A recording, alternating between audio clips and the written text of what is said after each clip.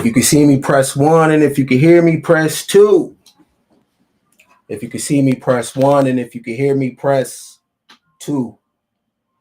Shout out to you and yours, wherever you at. My name is Ken Billions. If you didn't know, if this is our first time meeting each other, hello, greetings, salutations, and all that. Wherever you are, I hope you are appreciated and never tolerated. I hope you are amongst your kind. I hope wherever you are, people see you. I hope wherever you are, people love you. They can hear you. They listen to you, right? They rock out with you. This is Heaven on Earth, the #1 home for personal development. This is ministry for the abstract mind. And it's a safe space for everybody out there with an out the box philosophy. Over here at Heaven on Earth, we don't believe you got to die in order to go to heaven. All you got to do is be real, reflective, enlightened, accountable, but most importantly, limitless. I've been making this promise forever. And if you didn't know it, I want to let you know that personal development is for everybody. Personal development for the babies, personal development for the straights, for the gays, the blacks, the whites. It doesn't matter where you at in your life. Personal development is for you. You got 2 nickels to rub together. Personal development is for you. If you up in the game, personal development is for you, because there's somewhere in your life where you need personal development. And I got a book of the day, been in my stash for a minute. I cracked it open some time ago, but now I'm really into it. And this is The Art of Clear Thinking by Hazard Lee. If you're interested in checking out the book, I'm putting it in the chat. You could go ahead and check that out. I'll also add it in the description later. The art of not positive thinking, the art of clear thinking. And this gentleman was a fighter pilot, and he was cold. So he has to make quick decisions. He has to be on his toes. He has to be fast moving. And I need that right now. Clear thinking. I just want to let y'all know I'm about to go on a fucking run. And I'm about to prove, me 6 months, I'm about to prove that not only is personal development for everybody, but I'm going to prove that I can push more people into themselves. Not to me, but push more people into themselves. I'm going to prove, right, that the bars over here for years, don't worry about how many subscribers it is. Go to the bars. I'm going to prove that the bars over here from Ken Billions, Heaven on Earth, is making the most impact in people's lives. No bias, no man shit, woman shit, none of that. Straight bars. But before I get to that, got to get to an apology real quick. The last video that I did, it was called Love is Extremely Dangerous. And it is to me, right? But the message hurt somebody that was very close to me, and I got to give them a public apology. And it hurt them to the core, and this person has been very important to me. And whatever you think about me, if you think I'm dope, if you think I'm an amazing person, there's someone behind the scenes that has been assisting them. I didn't just get here by myself, right? A person that has made sacrifices, the type of sacrifices that in 3D reality, people will call the individual dumb and stupid. They're sacrifices that the world tells you not to make, especially on an individual like me. They gave their time. They gave so many things, right? And I just want to let that person, if they're watching, I'll go wherever you go. I got you like you got me. Just make it back. I support you. I love you. I apologize. These are the definitions I need you to know today, right? Because you might hear me say some things, and I want you to know what they are, okay? Our first definition that you need to be aware of is called anthropomorphism. Anthropomorphism, okay? Anthropomorphism is the attribution of human traits, emotions, or intentions to non-human entities. It is considered to be an innate tendency of human psychology. Now, how do we use this? When we say God is love, that's anthropomorphism. Okay? It is assigning human traits like love and care and jealousy. It's assigning human traits, right, to entities that are non-physical. This is what we do in storytelling, okay? So when you say God don't play about you, or when you say your ancestors love you, that's anthropomorphism. You are assigning feelings to non-physical entities, deities like Zeus and Dionysus, Jesus. That's anthropomorphism. That comes out of the human mind, okay? Paired with anthropomorphism is personification. Personification is related to the attribution of human form and characteristics to abstract concepts such as nations, emotions, and natural forces such as seasons or weather. When they name hurricanes, that's personification. When people say on the news, the nation grieves or the nation is hurting, a nation can't hurt or grieve. So we are personifying the ideal. When we say a hurricane or tornado had wrath, that's personification. The next word is demiurge. A demiurge is a creator of a material world. Okay? The next word is Yadadaboth. Yadadaboth in Gnostic traditions is the demiurge of this realm, right? The next one is Gnosticism. Gnosticism is philosophies and religious ideals that dealt with the mystic side of humanity, okay? Anthropomorphism, personification, demiurge, Yadadaboth, Gnosticism, and then the next one is called Yahwism. Yahwism is the religion of the ancient Israelites. All of you believers in Abrahamic religions, you follow Yahwism. You don't even know these people. You don't know how the deity became what it is. You follow those traditions. So when people in Yahwistic cultures have a problem with astrology or numerology, those ain't even your people. You're following what they say. You follow the God of Abraham, Isaac, and Jacob, and that ain't even your family. You don't even know those people. That's another culture. But your people lost a war. That's why you follow them, okay?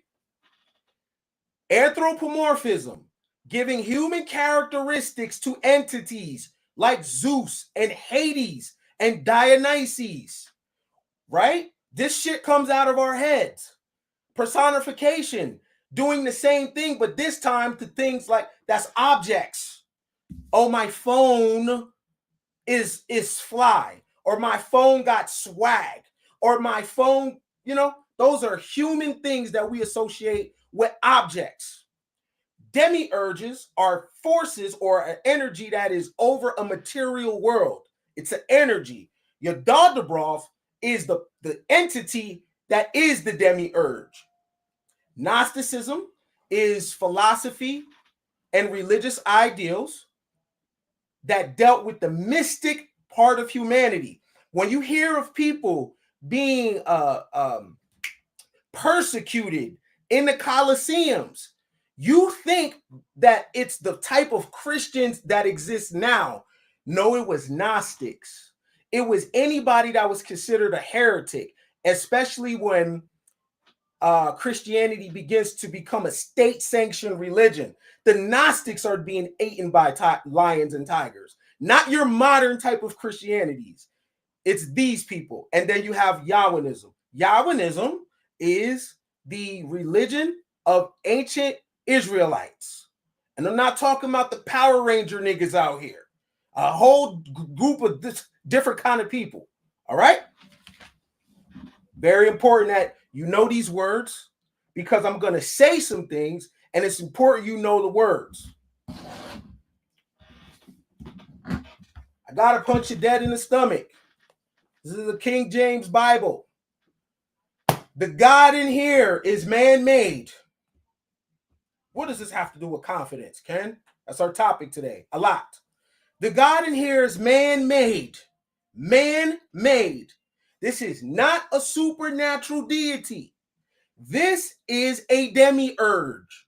The God of the Old Testament is Yadadabath. It's the force. It comes into a Yahwinistic framework, but there's an energy on it. And the design of this deity is to trap you in the human body. That's why you need to worship it, right? You need to worship it. And in this book is punishments anytime humanity didn't worship it, right? But it's not a supernatural being doing it. It's humans doing it to other humans, okay? Yahweh is the Old Testament deity, always mad, always angry, right? It's man-made. It does not exist. God is a Germanic word. After Rome falls, it has conflicts with the Visigoths. These cultures fold into each other and we get their language. We are in old Rome.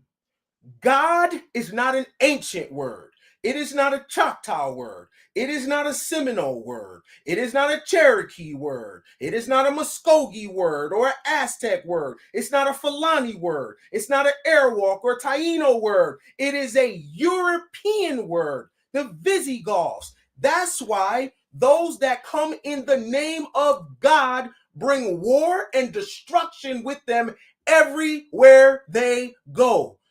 When they leave, you lose your culture. When they leave, you lose your way of life. You have a new framework in this ideal of salvation, but you lose things that it took people thousands, maybe hundreds of thousands of years to develop. No people are doing better after the people that bring God to them. They're all decimated. Sickness, famine, casualty, right? The structure between the men and the women is off.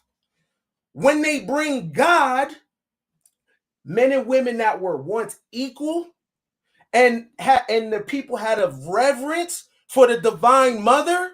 When they bring God, there's no more divine mother. It's all male. Why do you think it's Adam? Adam has 2 sons. Where's the bitches, right? Noah, the line from his sons, Abraham, Isaac, and Jacob, all this dick. Where's the women at, right?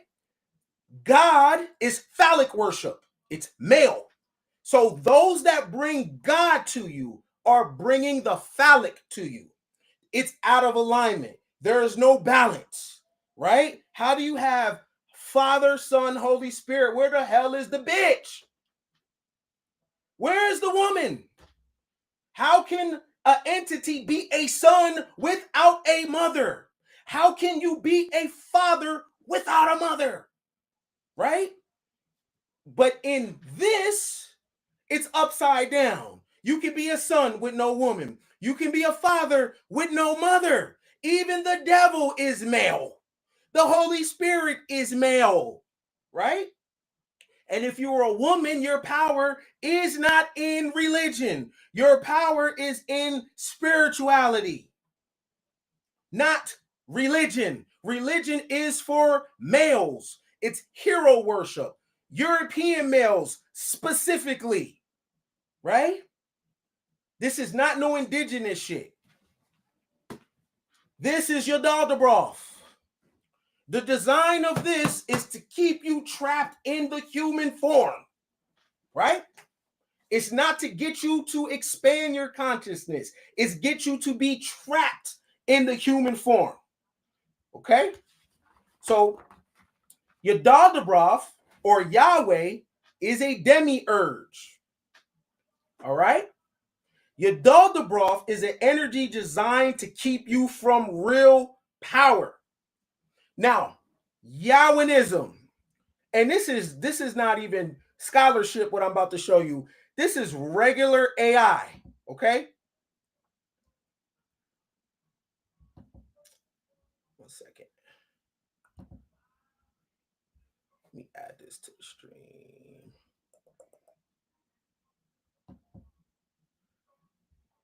Doesn't seem like it wants to come. Let's try it again. Stop sharing. Share my screen. So I want to show you what Yahwism actually is. Because many of you have been following the Bible. Yo, the deities have history, right? You can track the belief in certain gods and who those gods used to be in ancient times. All right, let's see. All right, see if it let me. Okay, here we go. Let me bring this up for you. This is not even digging in any books or anything. This is regular AI, regular Google. Okay?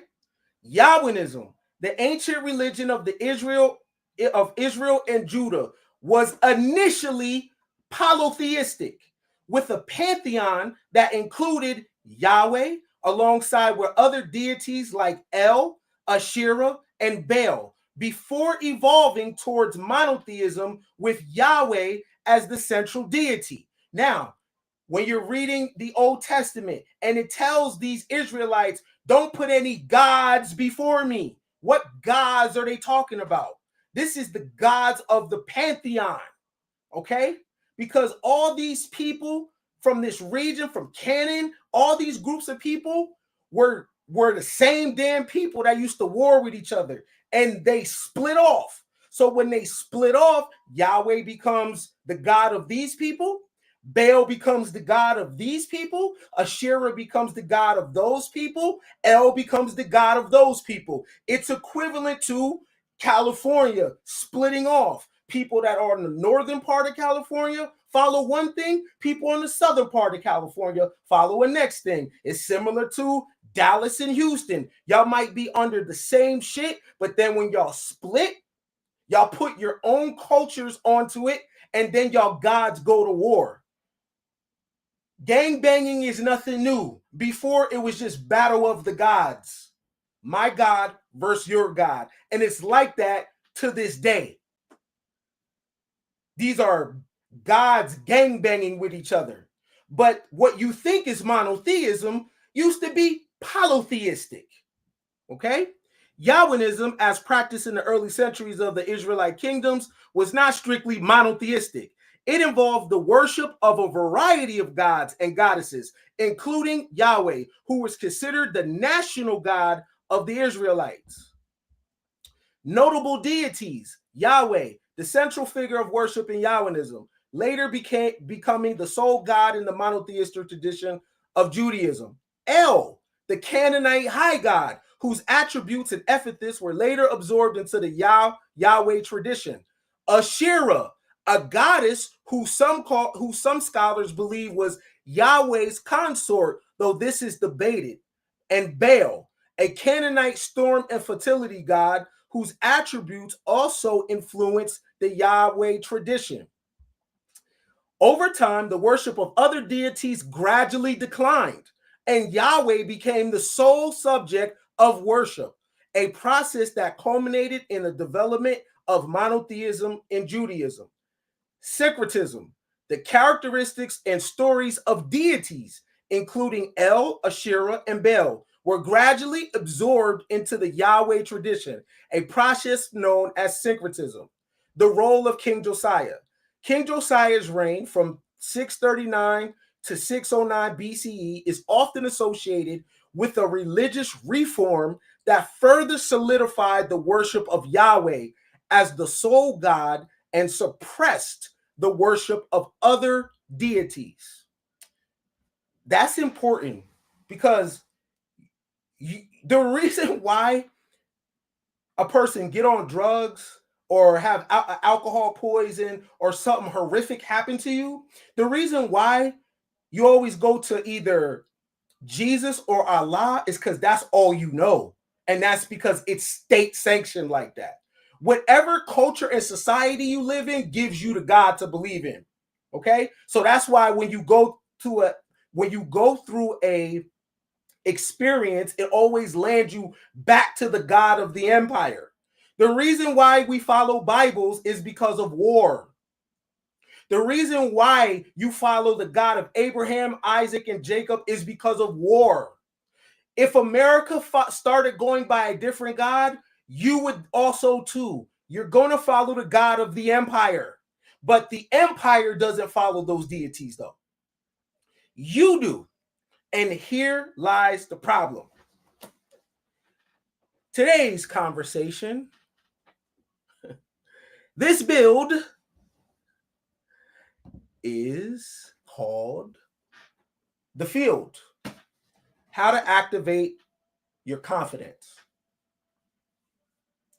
The reason why it was important for me to talk about those Old Testament deities is because those Old Testament deities block you from the field.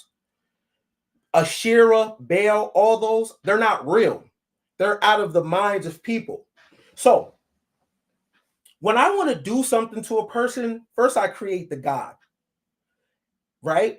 Do you notice that the people that have enemies with other people, the God they believe in also it also doesn't like them, okay? So if I want to do something to you, first I create a God, right? And I give the God the characteristics that I want it to have. So jealousy, anger, conquest, I give it that, right? And then what I do is I transfer this ideal. So me and a council of elders, we transfer this ideal to the people, right? And after a while, the public forgets where this shit comes from. And now, when we move out, we're saying we're inspired by God, right? Manifest destiny, the doctrine of discovery. All these people that go and take land, all these people that oppress, always are moving in the mindset that they are driven by their God, and they are. When the Europeans would come to the indigenous people, the Europeans believed that they were doing the right thing, and they were giving these barbarians, these uncivilized people, salvation. But the natives to this land, they don't have an origin. They always been here. When your skin tone looks like this, you don't have a birthday. You always were here. You come with the planet. You come with the environment, right? But the European, because of their environment, when they came to melanated people, they thought these people were barbarians and uncivilized. The interesting thing is the way the European males seen the world, they seen men and women in alignment with each other and thought that was so odd. So when people talk about men this, men that, and the role, these gender roles and all that shit, it has not always been like that. There used to be a great mother. There used to be an alignment with men and women. Women used to hunt. Women used to be on the council with men. There was no man on top of woman. There was no gender role. There was ability roles. You were where you were based on your skill set. If you can hunt, then you go hunt. If you know medicine and that's what you were raised in, then that's what you do. We see the world through a white man's lens. That's just facts. Why? Because we've been conquered. So we cannot fathom a world where a woman is a natural hunter. The Europeans seen that and thought that was barbaric. By the time the European leaves the Tiano, the Arawak, the Ashanti, the Fulani, well, I can't include a lot of them because a lot of those African tribes were conquered by Islam. Still Abrahamic faiths. By the time the Abrahamic faiths leave an area, the woman that was once here is now here. That's a fact. When you hear about in the Bible and the Quran that the Israelites and the people are going to destroy other people's temples, what are they destroying? They're destroying any sign of reverence for the woman. I know that may hurt if you're a male, even some women. Women believe in patriarchy sometimes more than a man. How do we know this? I can't believe you going back and forth with a female. What you mean? Why I can't go back and forth with you? Right? Women uphold patriarchy. I wish I would do that. They like that shit. They talk like out the side of their fucking mouth, but they like that shit. How do we know they like that shit? They won't leave religion. They would never call the supernatural being mother. If you show modern women, that term is funny. If you show modern woman, ancient woman, they will push back on that. If you tell modern women that women used to hunt, they will push back on that. If you tell modern women that women held leadership positions in these indigenous tribes, they don't want no smoke. How do you know? Because these bitches don't want to do nothing. They don't want to work. They don't want to do nothing. But ancient woman worked. Ancient woman got her hands dirty. Ancient woman was not sitting back demure. Ancient women built societies and cultures with the male. When the European came to America, they found cities. They ain't find huts. What we think about the old world is upside down. We think it's very primitive. These people mastered stone so much that they dealt with resonance to elevate the stone. That was their spirituality. Their spirituality was stonework. How the hell, when you look at Montezuma's castle, did they build in the castle and they climbed the rock and they got there?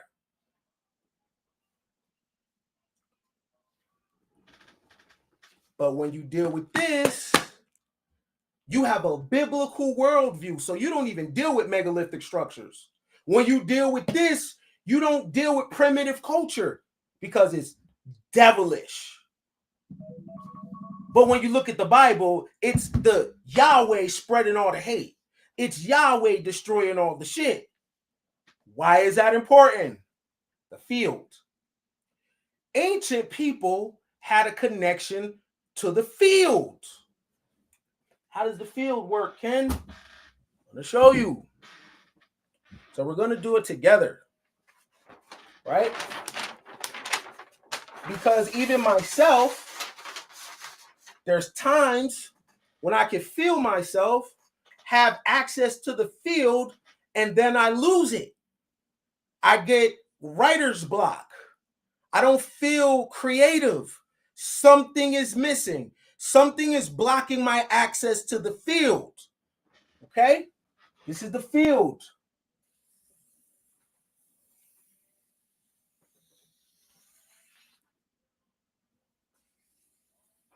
Okay? This field has nothing to do with a Bible. This field is pure energy. It doesn't want you for shit. It doesn't like you. It doesn't care about you. It only responds to specific calls that we give to it. Okay? This field is creativity.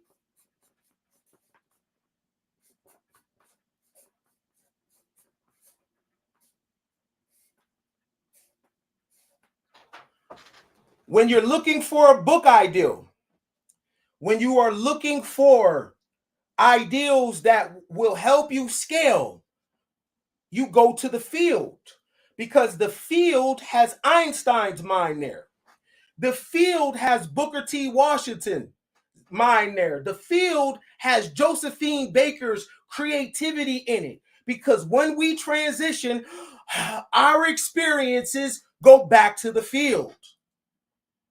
Where do you think Beyonce gets the dancing from? Someone danced like that before her. Her name was Josephine Baker. She did the banana dance. Okay?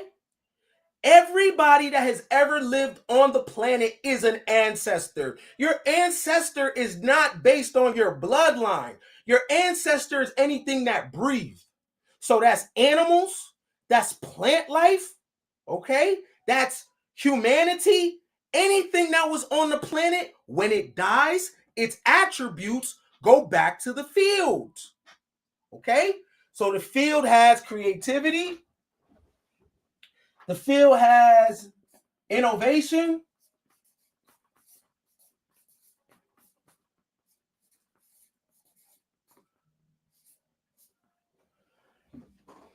Coming up with new concepts, coming up with new ideals. How is it that you have a bunch of young people still trying the same relationship dynamics of people that came before them? There is no remix. People are doing the same shit. Why? I'll tell you in a second. Okay? The field has creativity. The field has innovation. The field has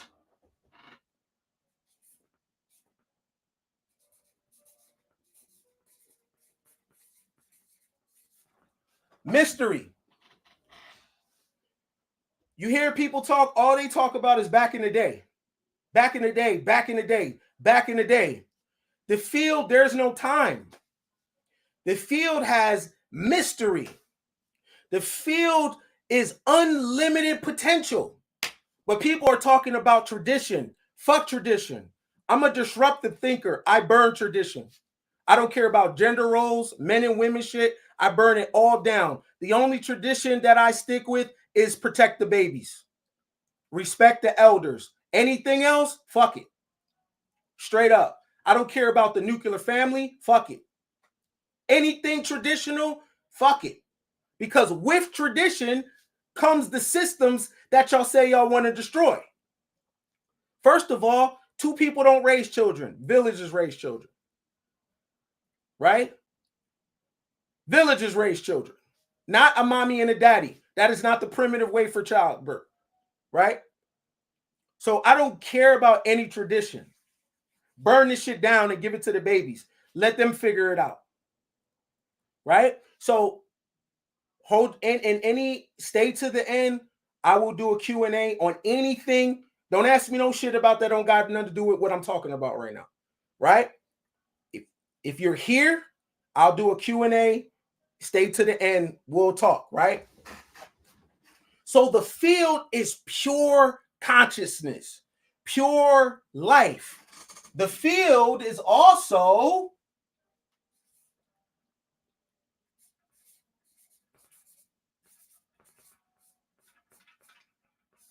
yourself. When you want to go to your higher self is not hum, hum, hum, ring, and that's humanity. The field is your off-planet self. So when you say God told me, I'll be like, what language? Which God? How can you differentiate in your mind what's talking to you? How can you compartmentalize that and be like, okay, that's an episode of The Simpsons. I did watch Weekend at Bernie's. This is King Vaughn, 63rd. Like, oh, no. That's God right there. How do you know that? And in what language is it speaking to you in? It's just so convenient that when the Holy Spirit talks to you, it talks to you in English. It's just like super convenient, right? But how do you know which voice it is? How can you separate it? What's the tone of voice? Who does it sound like? Sound like Whitney Houston? Does it sound like Shanae? Oh my goodness. Who the hell does it sound like? Right? That's you. You are talking to you, but you don't know you have that ability because you believe in God. You don't believe in you. This is you. You're here. Right? Got a big ass head. I'm going to give you my nose.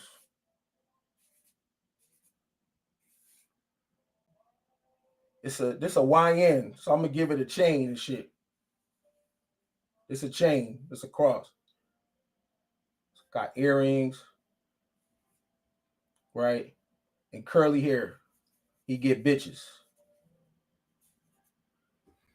This you. When you be on the black shit, my people, cut you off from the field. Here go a layer. That's not real. That's not what you are.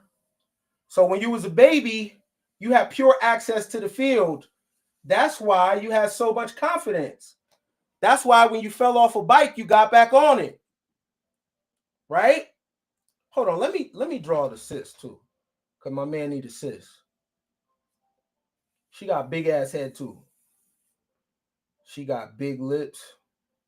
You know this a black girl.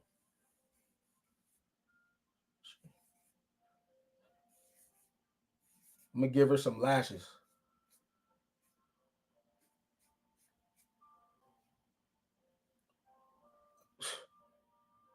Here goes some bangs. She got bust down. She got bust down.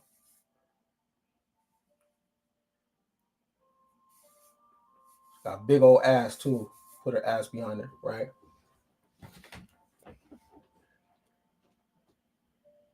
Both all this shit, the lashes, I'm making a joke, but that cuts you off from the field too. Nothing wrong with adornment, but that ain't all you are. Right? So in this layer is beliefs.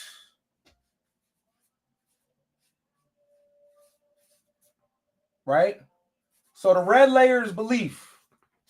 You believe you're a Republican, you believe you're a Democrat, right? You believe that you are a black man.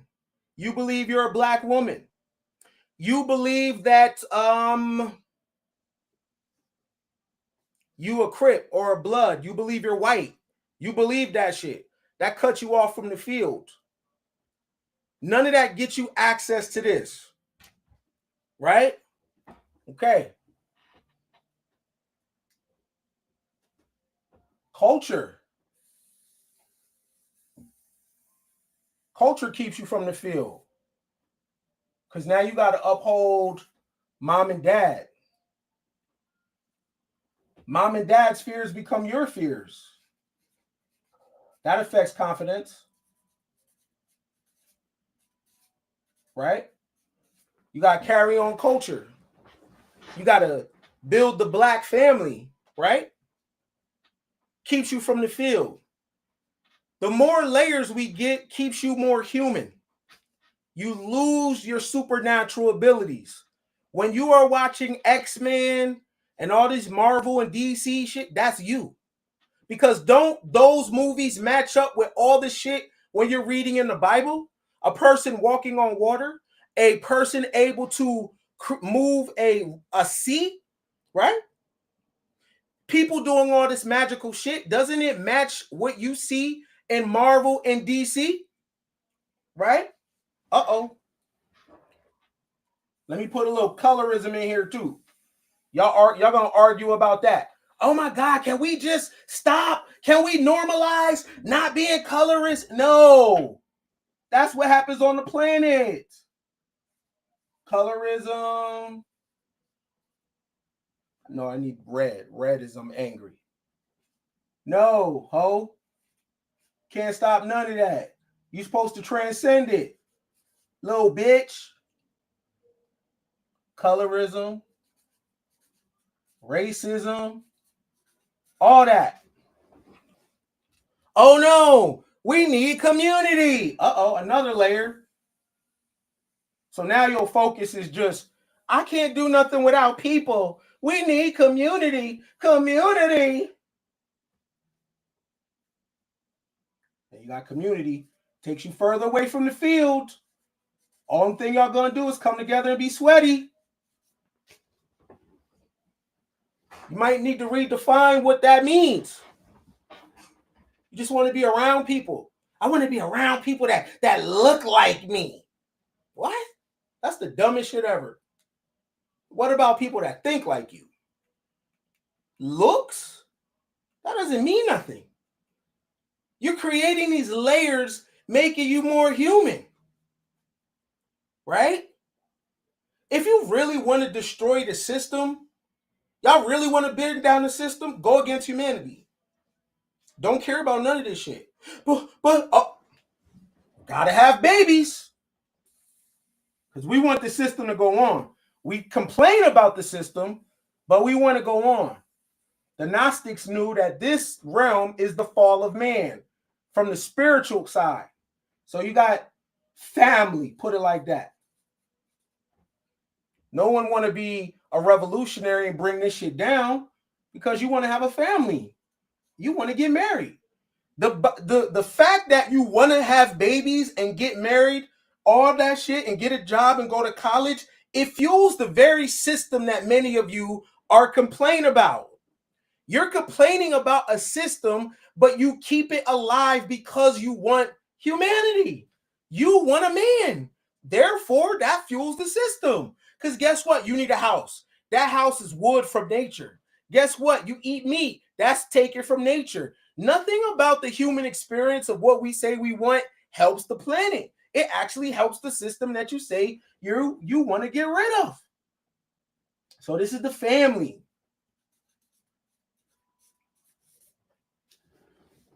What else you niggas talking about? Oh, you're not going 50-50. Oh. So you got so many layers. I wish a nigga 50-50. Wish a nigga would, because you's a man's. My man. Y'all doing TikTok trends. Talking to the man, baby. What if I lose my job?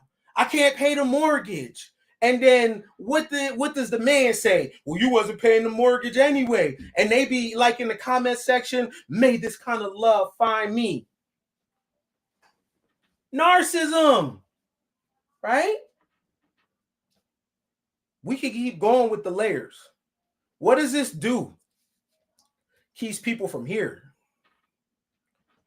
The reason why you can't write, the reason why sometimes I'm unproductive is because I be scrolling too damn much and I be caught up in the conversations of the world. There is some truth in your religious text about suppressing the world. It just doesn't, it's not in a nice it's not in the same context. For you to be creative, innovative, and tap into mystery and to tap into your true self, you have to surrender. You have to surrender. How come women, when they go celibate, why do they start being productive? Because they surrender centering men. How come when men go to prison, these niggas come out one fish, two fish, red fish, blue fish? They have decentered drip.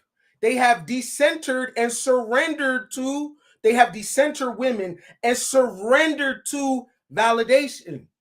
They surrendered. They don't need it. So now the dude can write a book.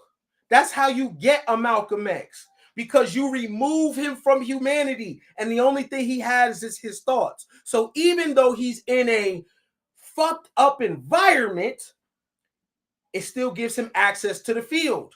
How come when you fast, you start having reflexes and shit. The damn put something on your head, it drop. You see that shit? You can catch it. You hella quick, right? You don't need that much sleep.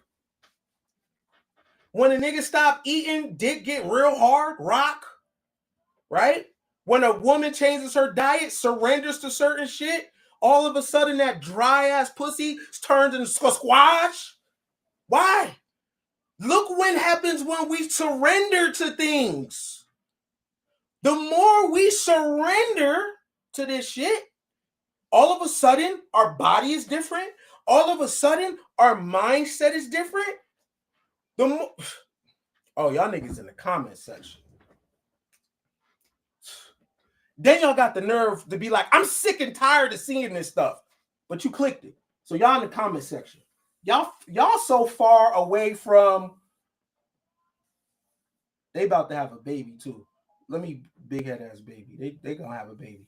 They repeat the cycle. This baby is named Jashawn Lexus Coleman King Brown Montgomery Tabernacle Church. Y'all be naming the boys babies hella shit, right? So this day baby.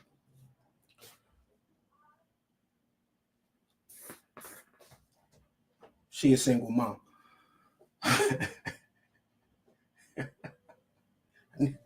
Even the cartoon niggas not shit. How you gonna leave? Even the cartoon nigga makes her a single mom. And then you know what she say? I'm raising my standards. Right? Now she want to come to me and not be a freak. No, little hoe. Give me what you gave him. Don't come to me healed. I'm trying to do some drugs and fuck. Don't come to me healed. Come to me ready to fuck. Right? Because if we're not gonna get access to the field and it's gonna be just humanity, let's turn this shit up then. Right? If we not gonna go here anyway, then we might as well be all root chakra. Right? Since we not gonna do the work, let's not half-ass. Let's rock out. Right? Because we ain't doing the work anyway. So we just wasting time. What the hell you celibate for? You ain't creating shit. You celibate just to say you ain't fucking with a man, but what are you creating though? You know what I'm saying? So the field is our environment, not the houses, right? The environment that we're in. We are in the mind of a supreme being, which is the planet. Okay? We are in the mind of a supreme being. You're not going to strip away everything, right? Because you are in Rome.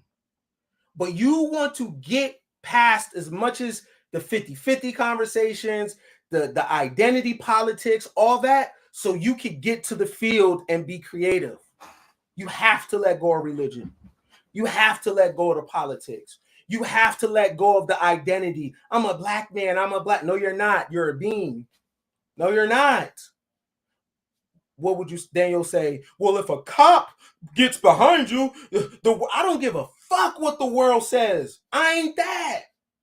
I'm not what a cop says. I'm not what the world says about me. I am whatever I say I am, right?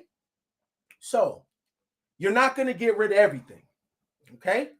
But you do your best to shake off the things that you don't need. A lot of our stress, I ain't even put that in there.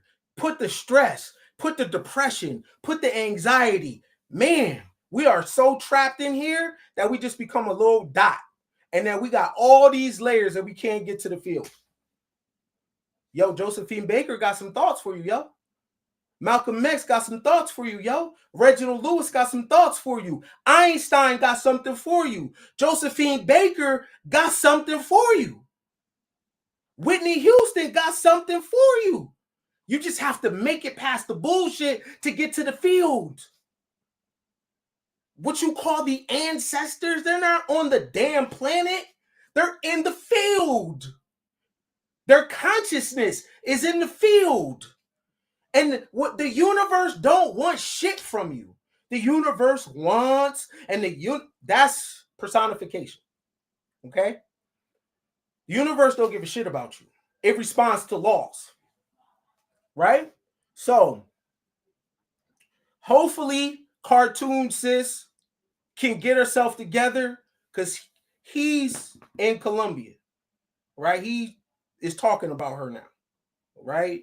He found her in the strip club and he's mad that she's still doing that shit. So he went to find some women that are also whores, but he tricks himself that they're not, and they're feminine, fit, and friendly. So they're fucking done. They're never getting to the field. He turns into a YN and becomes a hotep.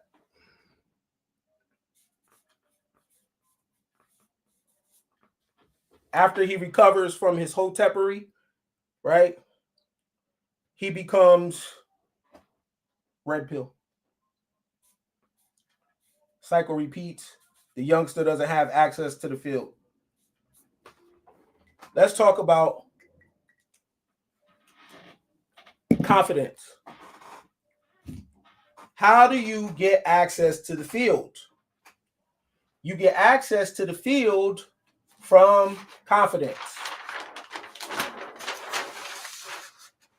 Okay?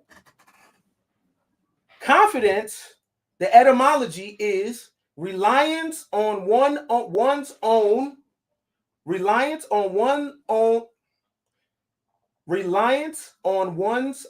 powers, resources, or circumstances. Self-assurance. All right? So here's our Wi-Fi signal.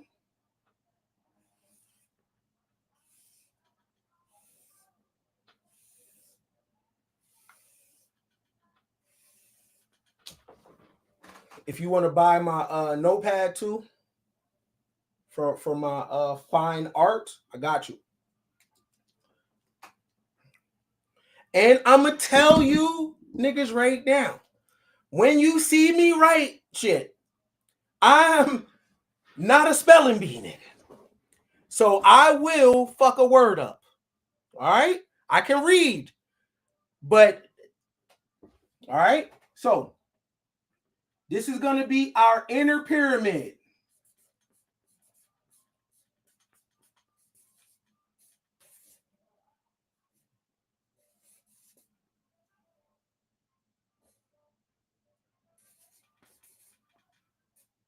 I spell shit how I think it sounds.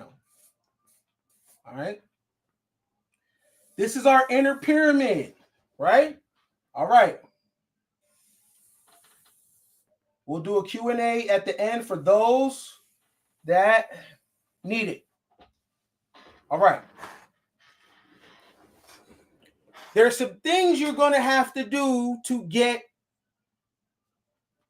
to the field. As you come up the inner pyramid, you're going to raise your Wi-Fi signal. Confidence is a thing that you have in you.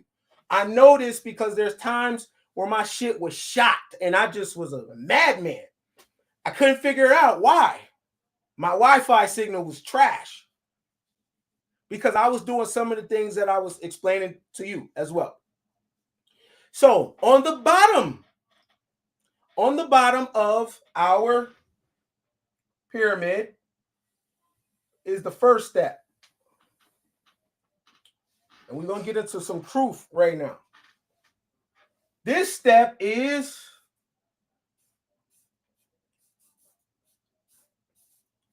shadow work.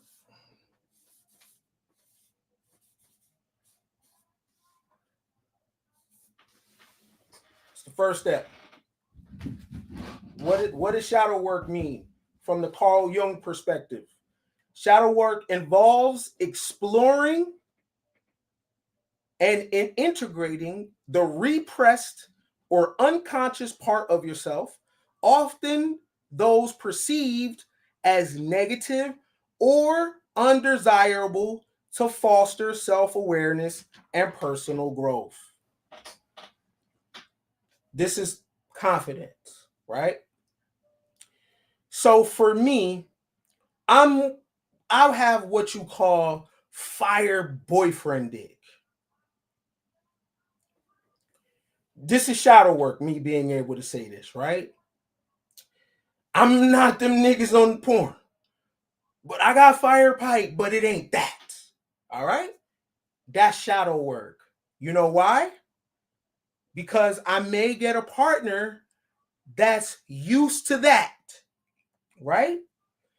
The shadow work is me thinking that I have that and not giving a fuck about nobody else and working what I got and not losing myself for the fact that someone else gives my partner a different experience. That's shadow work for your ass. If yours ain't that, it could be you are a dark-skinned woman and your partner had a light-skinned woman, right? But light skin don't mean it's the right skin, all right? Sis, you got to be comfortable with your dark skin, even if people made fun of it when you was younger. Even if you felt like you're not getting the things that you should in life because of your skin. But last I checked, Oprah's dark skin. She got bank, right?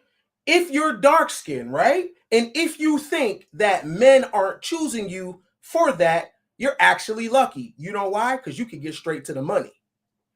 It's hard for a pretty woman to do business because every man want to fuck her. So for real, sis, if you're not men's first pick and you're trying to do business, you got direct access to the money. A pretty woman can't get no money because a man ain't gonna let her. A man is gonna make a pretty woman jump through hoops to get to a bag. She has to come through him. Meanwhile, you in your head feeling sorry for yourself, you can move and shake and you don't have the problems that the pretty girl has, because no man is going to do business with her unless he sleeps with her. With you, he cuts his sexuality off and talks about direct money. You want the money or you want the nigga. So you have to do the shadow work, beloved, to be like, you know what? I'm good with whatever society is throwing at me. And you have to get out of your own head and use whatever you think is a handicap as a superpower. I am 5'9", and the shadow work is to be totally comfortable with myself, right? Let me not think about the fact that, well, maybe I don't got a porn cock, and maybe I'm not 6'11". But when it comes to these fucking bars, my bars bring baddies, though. If you check my background, doing this has got me some of the most prettiest women that ever existed. So that might not be my thing. You might got me there. You don't got me fucking here, though. Right? And when it comes to here, this shit lasts longer. Feel me? Same with you. So you got to do the shadow work and go into your gift instead of thinking about what you're not. When you do this, you up these bars. When you do this, you up these bars. And everybody has something where you feel like you're missing. And that's because you're comparing. And that's because you're looking at other people. And that's because you're having a conversation with yourself that the world told you to have. Because the world likes to highlight bigger is better, brighter is better, lighter is better. Not exactly. Not exactly. Right? Shadow work. on everything. If you are a pretty woman, you need to do shadow work because no one has never told you no. You are so used to for people being attracted to you.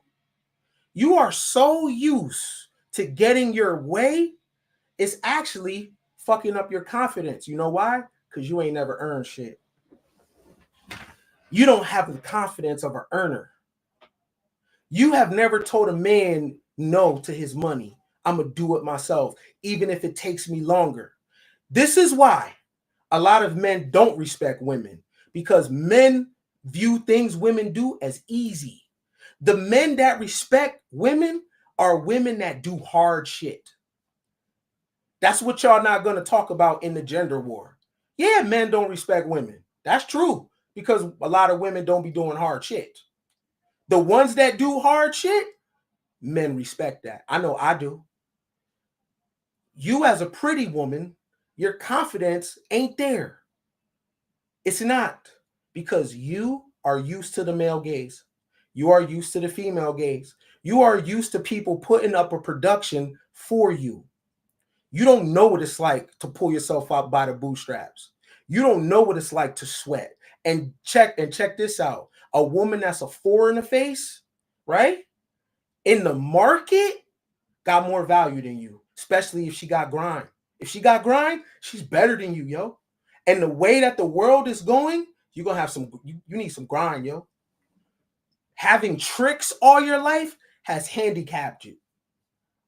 Having men keep you away from struggle has handicapped you, right? Those people that say, I don't want no struggle love, but the couples that struggle together be together the longest. The people that struggle in a business are good during hard times. You running away from the grind, pretty girl. You running away from the struggle, pretty girl. All your gym pics, how the fuck you got makeup on, right? How are you? Put your goddamn camera down. People's trying to work out in here. People walking across your shit, you getting mad. Get out of here, man. Right? I respect hustle. I respect grind. Because guess what? Pretty chick never kept my mind just off that. Not me. Not me. You got to show me something else. Where your books at? Where you been? What you do? Right? I'm not impressed. Right? A mover and a shaker man ain't impressed. A mover and a shaker woman ain't impressed. And the richest women in the world are not the most beautiful. In fact, globally, the poorest women in the world are pretty. Don't these men keep going down to Colombia? Are they sleeping with rich, pretty women? If beauty was that what it is, the poorest women in the world wouldn't be beautiful. You better go check that Forbes list. You better go check the women in business and who's speaking on at the World Economic Forum. Y'all got the game twisted. Glamour only gets the new money guy and the trick, but brains and grind makes you jump tax brackets. Sure, you can have a baby by an athlete, but we all know by the third generation, most wealth is gone. You ain't a grinder. You got to go here, love. I'm not telling you to dumb down your pretty. I'm telling you to grind, even though you're pretty. I'm telling you, don't get caught up in your image. You have to do the shadow work, right? You have to do the shit that the ugly girl does.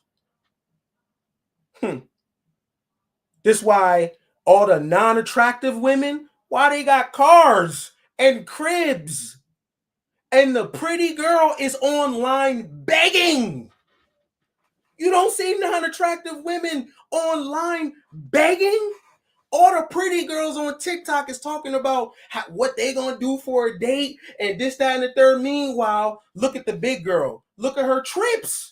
Look at the 5 in the face. And I don't even rank people like that, but that's the language of social media. Look at who's taking the trips. All the pretty girls are taking the trips on the strength of a man. I don't respect it. I don't respect it because niggas are easy. As one of my famous philosopher friends says, men are simple. So that shit don't matter, right? It's all the girls that you wouldn't, that don't fit the beauty standard. They're getting all the money, they're doing all the business, and I will pick her over the baddie. Shadow work for us all. It's ugly, but that shadow work helps you rise up the pyramid. Okay? That shadow work helps you get these bars up here, right? In the famous words of Steve Coakley, check. Hold on 1 second. All right. So as we're going up our pyramid, after you're done the shadow work, the next thing is, first of all, this was hard to come to terms with everything you're not, right? The next thing is acceptance.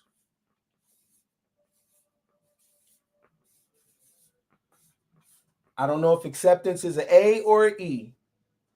Fuck off.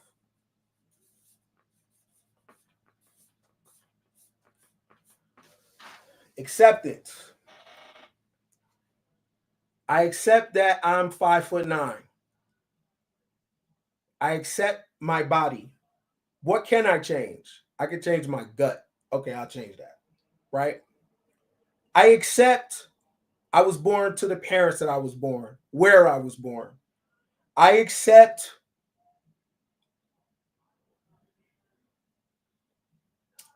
my family lineage.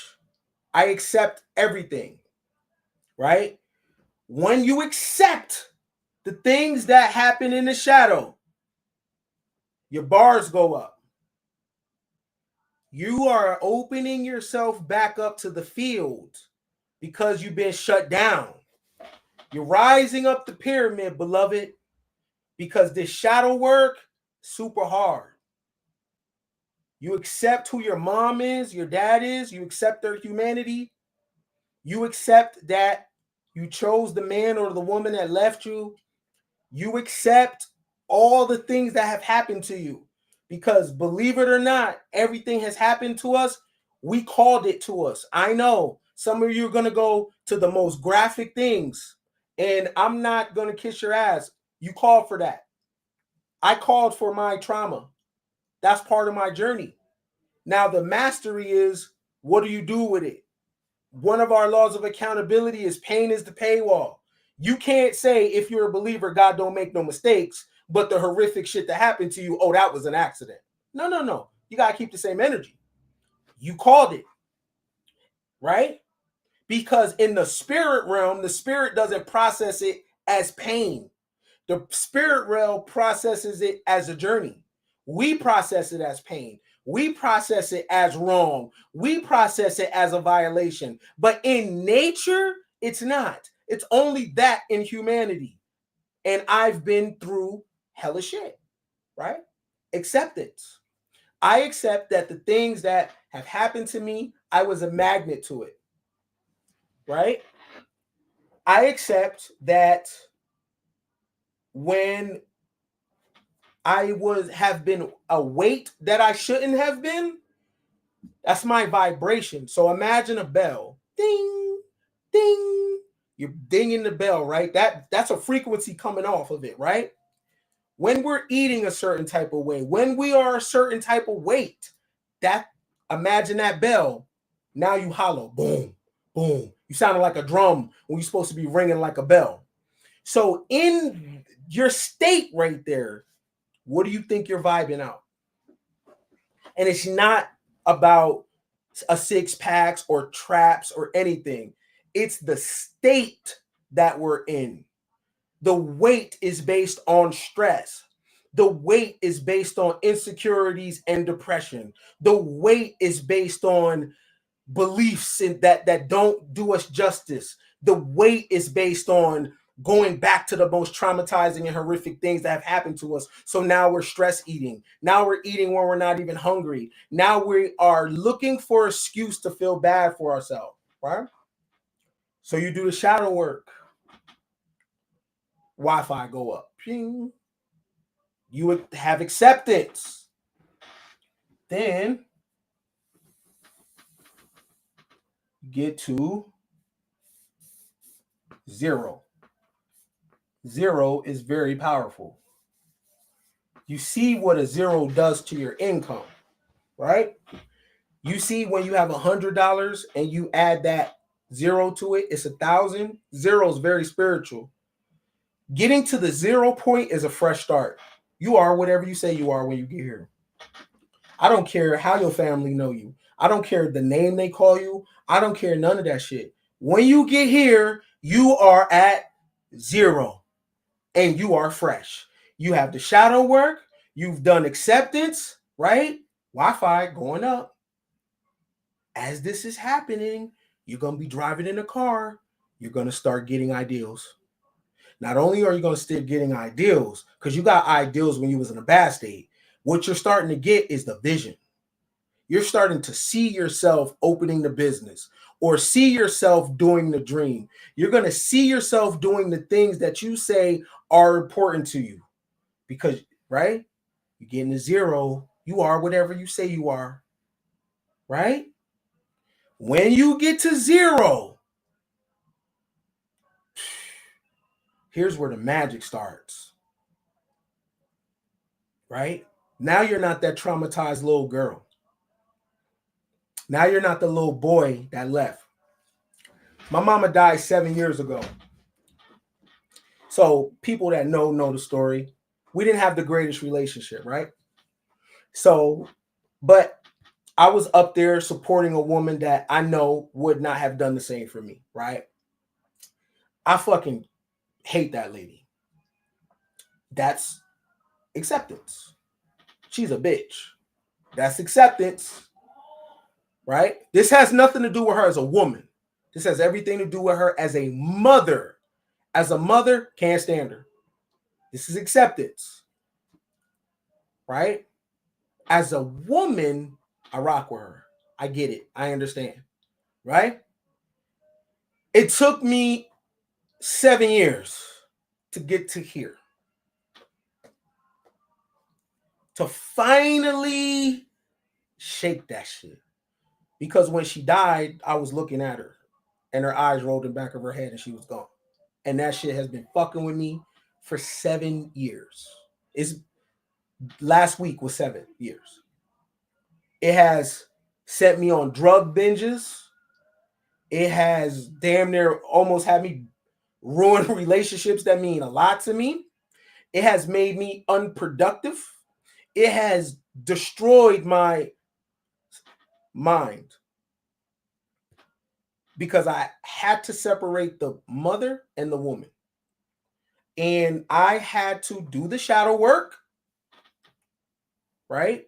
And realize that I have a little boy in me that needs to be seen at all times, that needs validation, that needs this energy. And that is a burden because it was a burden on my own mom. So the shadow work is that little boy needs me, grown-up Ken, to step in and father it. Not mother it. Father it. Right? Because this little boy is pure chaos.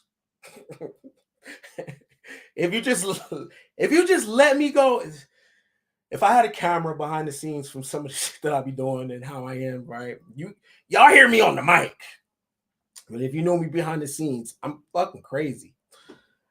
But in a good way, in a innocent, playful way, but it's pure chaos, right?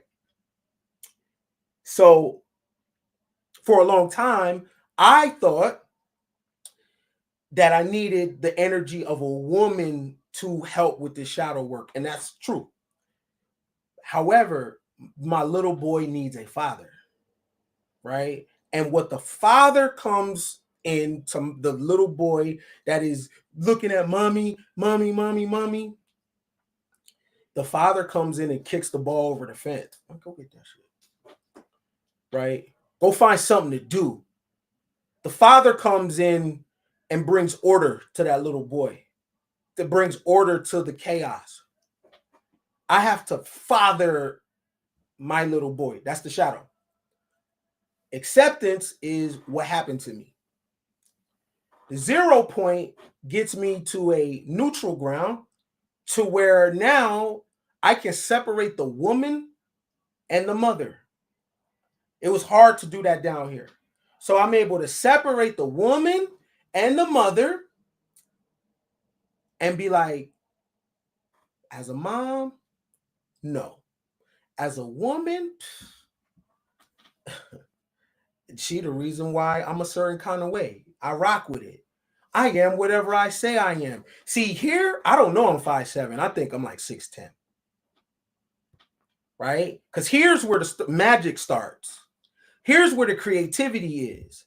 Because now all that other shit is down here. And now fun starts to begin because we can start programming.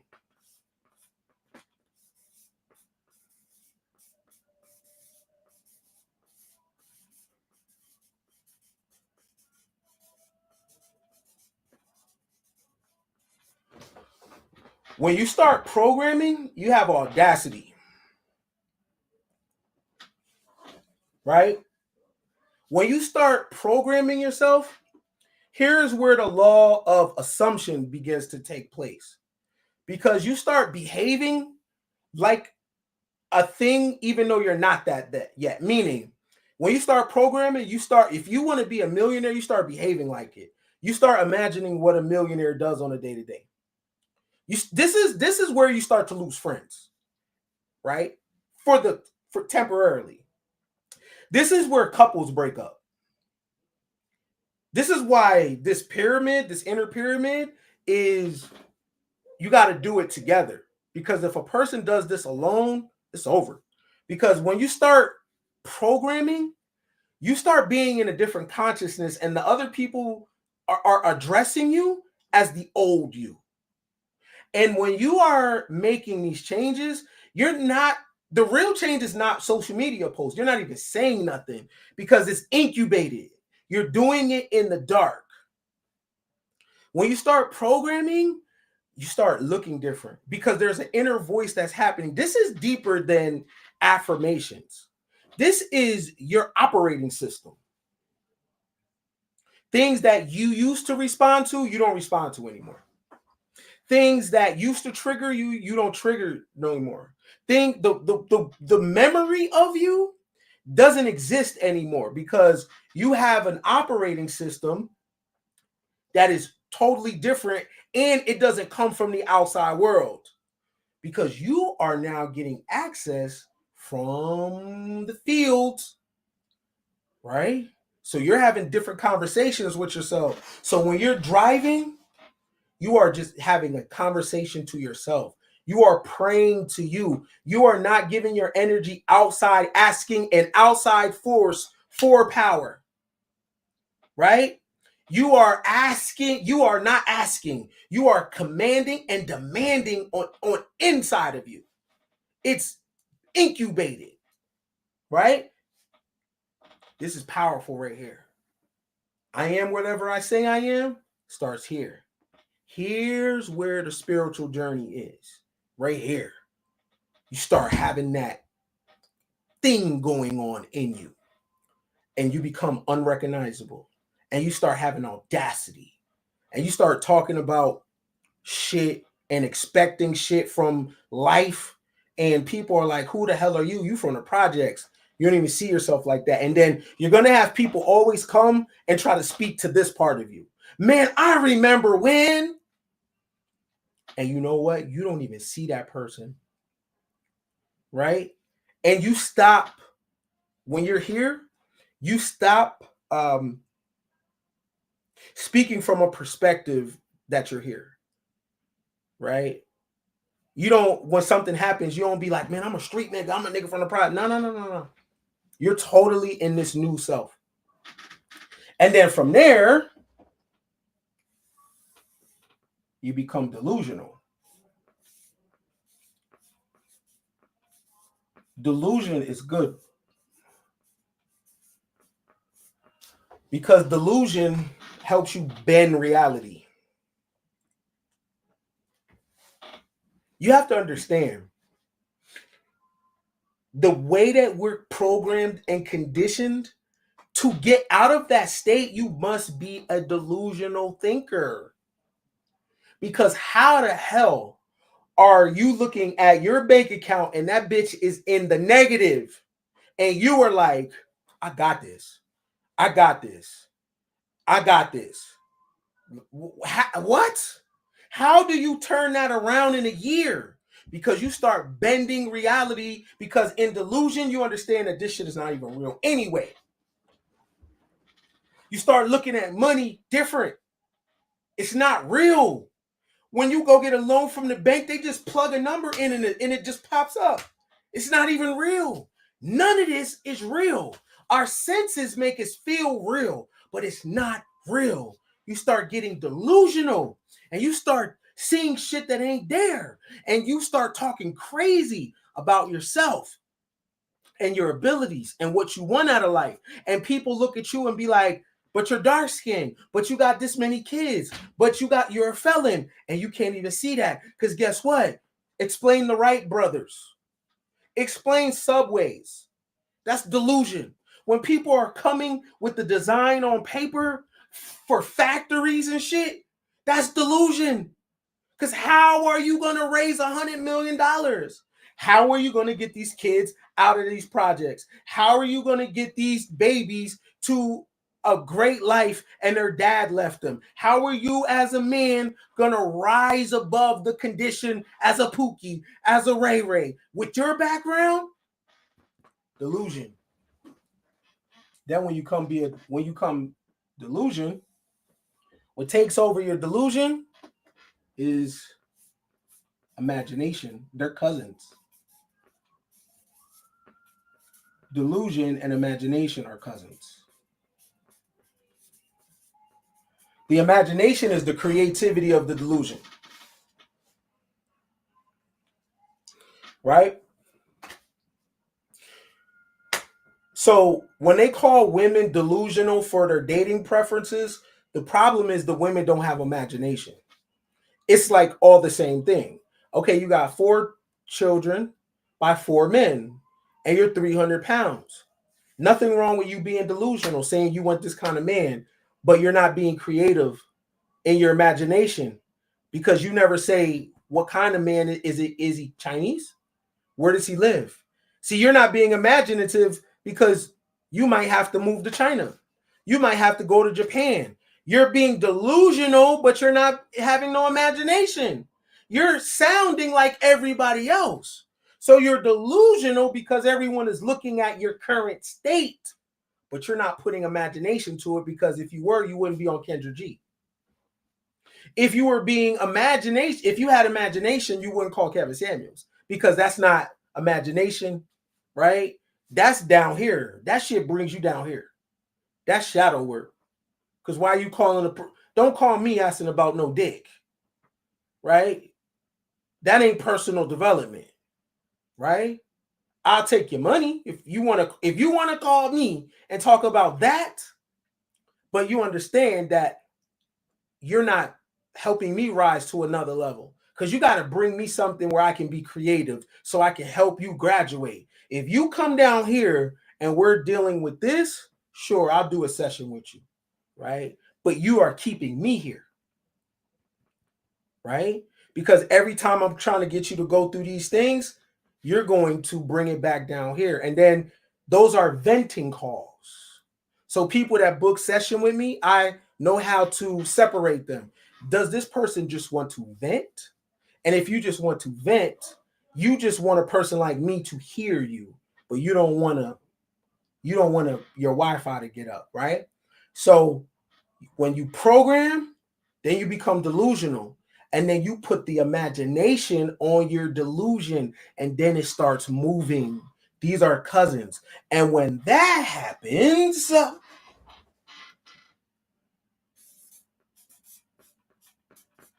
you're the one.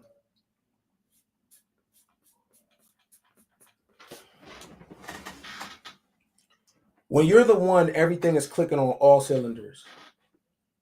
Health, wealth, relationships. It just seems like it's the same zone that a sports player gets in. An NBA player that drops 60 tonight, everything just where you're not thinking no more. Everything is just, you are in full acceptance of your shadow, who you are, what you're not. You have got to the 0 point, right? Programmed, delusion, imagination, the one, you are all field. Do you still go to work? Sure. Do you still go to get your business? Sure. You still might be a whore and a thought. That's humanity. That has nothing to do with none of this. The difference is when you do those behaviors, you're all this. So can't no man talk you out of your draws. You're there because you want to be. This is not no finesse. This is not nothing because you have all this in order. Many of us have intimacy and it's based on this. There ain't no acceptance. You know what I'm saying? You never got to 0. You never programmed. You're not delusional. You're not putting imagination on top of your delusion. And you're not the one. The one guy and the girl, you operate different, right? When you're the one and you're a guy, you're not tripping off a pretty face. You don't need a woman to come build you up, right? You don't need a woman to come cook and clean. You don't need none of that, right? What you are attracting is abundance, meaning flow, meaning that everywhere you go, it's an even exchange. It's an ebb and a flow. It's never one-sided. When you are the one, you are totally comfortable with your humanity, the flaws, your dysfunctions, your deviancies, what you are and what you aren't. When you are the one, you are fluid, you're elastic. When you're the one, you're always engaged in a neuroplasticity, you're always learning. You are coming out of the house every day trying to contradict yourself. Things that you thought 5 years ago, 7 years ago, 10 years ago, you are looking to be wrong about those things. You're not looking to be right. You are listening. You can learn from babies. When you are the one, you're not in a rush. When you're the one, you're always on time. When you're the one, you're never late. When you're the one, you don't give a damn what happens to the earth. When you're the one, you understand that life has no meaning to it at all, right? The only thing that means things to the one is who you become when you do shit, right? So if the one gets married, it's for transformation. It's not because they're lonely. It's the person they meet provides them with a great opportunity to become someone else. The one starts playing piano, the piano doesn't mean anything. It's who they have to become in order to do that. Learning the language is who they have to become to do that. It's about the process, and they understand that like there's none of this means shit. The car don't mean shit. The house don't mean shit. We love our babies, but they belong to the world. There is no meaning. We are fallen cosmic dust, and we assign meaning to things, but the wrong things. The one is all about the process. And what you're feeding off of is that field that we were talking about earlier. Right? I have not looked at the chat at all. But if you have any questions, If you have any questions, you can call. It has to be about what we were talking about, right? So if you have any questions regarding what we're talking about, you can chop it up. You could call. Don't be long-winded. 520-510-3254. It has to be about what we were talking about. Until somebody, the numbers scrolling at the bottom, until someone calls, I told people a while back that we are going to do members only conversations. Those will be on Sundays. I'm still to that, right? I had to finish up a few things behind the scenes, but if you are a member, that's coming. Those will be members only calls, and that will be a lot of shadow work, right? Raw shit, right? Raw conversation, only designed for personal development, right? So if you're not a member, become a member. If you are a member, look out for that because we're about to go up, right? Any questions? 520-510-3254. But if ain't no questions, we can leave it at that.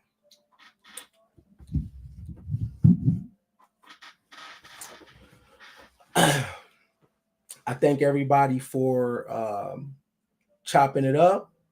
I'm coming through, whoever you are. I don't know. I wasn't looking at the chat or anything, but 520-510-3254. If you have any conversations about the field, if you have any conversations about questions about the definitions that we have, call. When I sign off, don't call. This is the only time you could call. The only conversation outside of this one that you can have a convert with me is if you book a session with me. This is the only time you can call me. It's the only time you can reach out, right? If it's not business related, if you're not trying to do business with me, I already provide hella value when I'm talking, right? So any calls. All right, doesn't look like, let me see. Hello, this is Ken. Hey, Ken, good evening, TWI. What's up, TWI? What's going on, bro? Doing good. How you feeling tonight? All right, press 1 in the chat if y'all can hear him. Is the brother good? Go ahead, sir. Yeah, but hey, I think this live gig tonight is amazing. And honestly, I wasn't expecting to see anybody on YouTube giving out this kind of information. My question really goes a little bit more sciencey into quantum mechanics as it relates to the field, right? Do you got any information regarding it, or is it just more so the high level ideology of the field and how we go through our individual process to get to the one? No, matter of fact, if you have anything in regards to a scientific method, please share it. Okay, so I'm actually working on a book, and I'm not going to go into too much detail because I still got some things and some theories that I'm working out. But as it relates to quantum mechanics in particular, specifically quantum entanglement, where we go through these different steps, right? We then gain the ability to really peer deeper into the next individual, taking empathy to another level, so to speak, and raising the consciousness collectively, right? So when we think quantum entanglement in particular, it's pretty much where they took, let's say, a proton or a photon, whatever it's called, and they cut it in half. And you put it 40 miles one way, 40 miles another one. You tickle one, and the other one will tickle, move at the same time. But that same concept, but within a human. So we're through the one, you're able to then peer into somebody else and shapeshift reality for not only self, but the world at large. What are your thoughts on that? I think they will also have to be the one, right? Because you, as the one, and based on magic, you can't bend another person's reality without consent. So the other person or group of people also have to be the one. Only problem with the collective consciousness ideal is I think sometimes we project that onto people that never said they want that. It's kind of like the Matrix shit.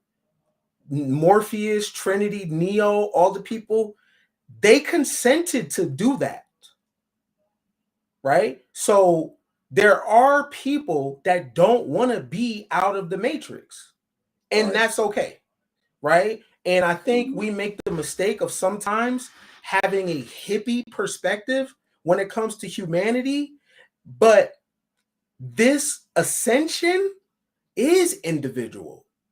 It is not about everybody going, because if everybody going, then going means nothing. So some people have to not want this shit. That's what makes it different.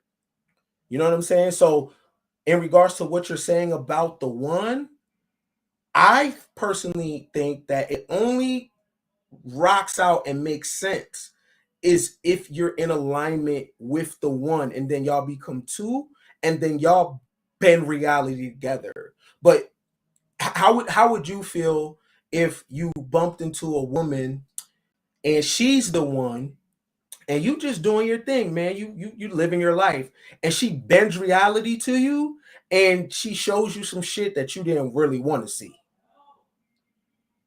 And that's the thing with this information, right? That's exactly. And so that I don't want to take up too much time. Do you got any other calls coming in? No, you could go ahead. Okay.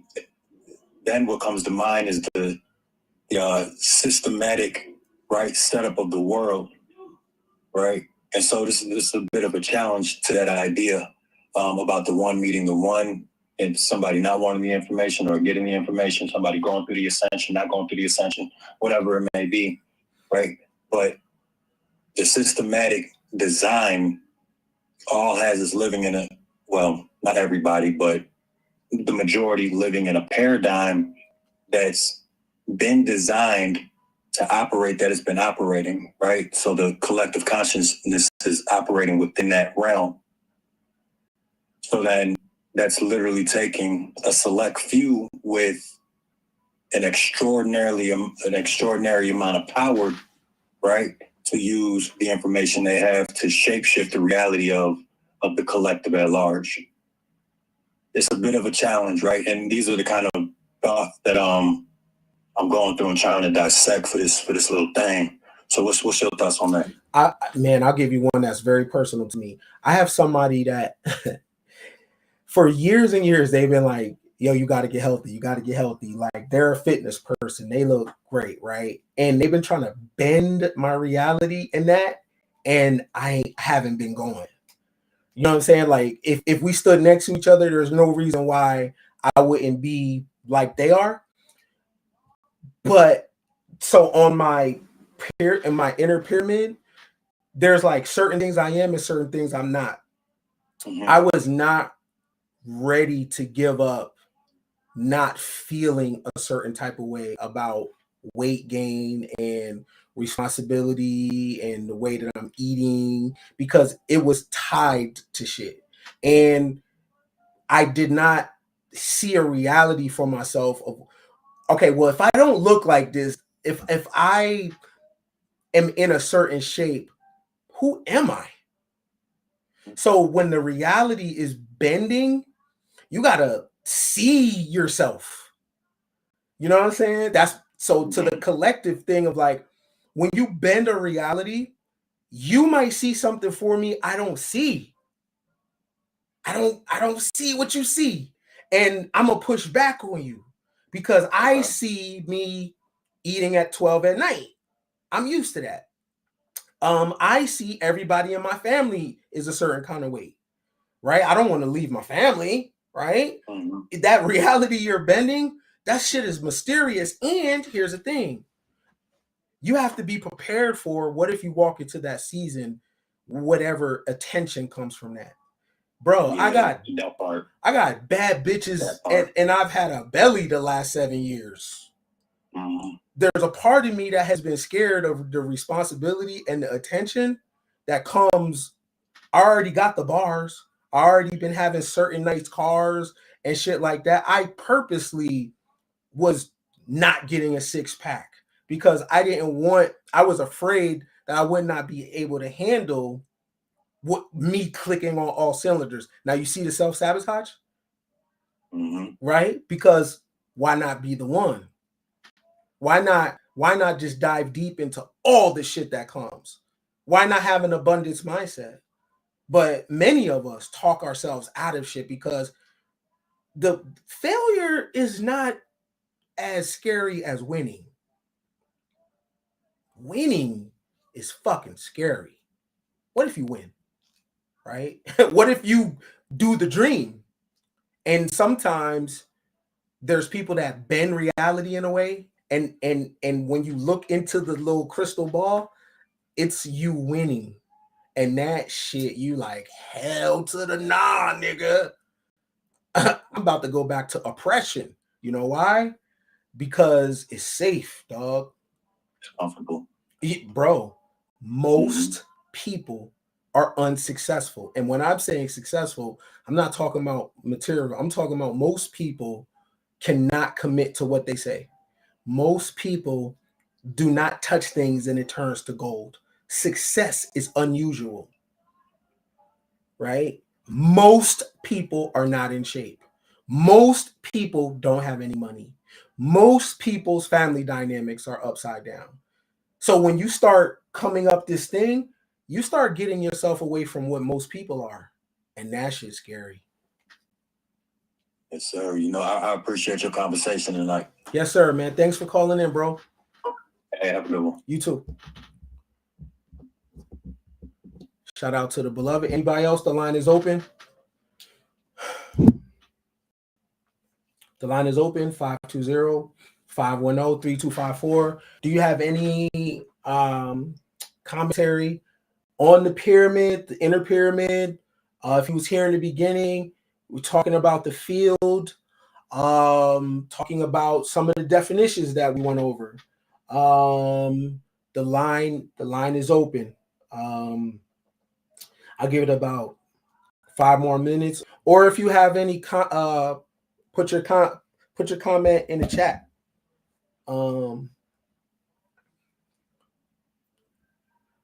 And Q&A, especially about the specific topic, it helps the speaker learn as well.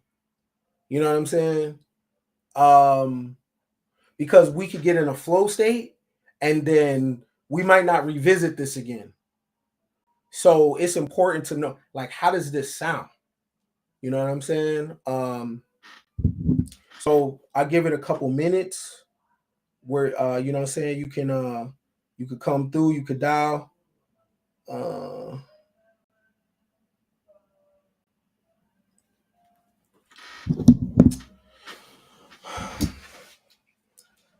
Or not.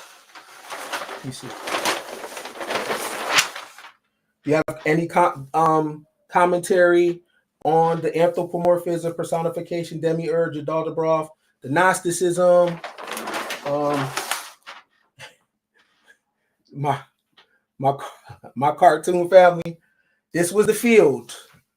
All these layers was all the stuff in the middle, okay? That blocks you from the field. All right?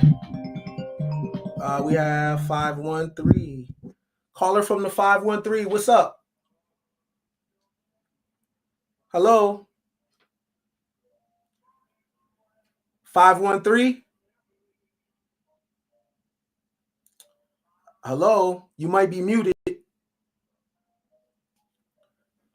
Not a bill collector, right? 513. Hello, can you hear me? I can. Go ahead.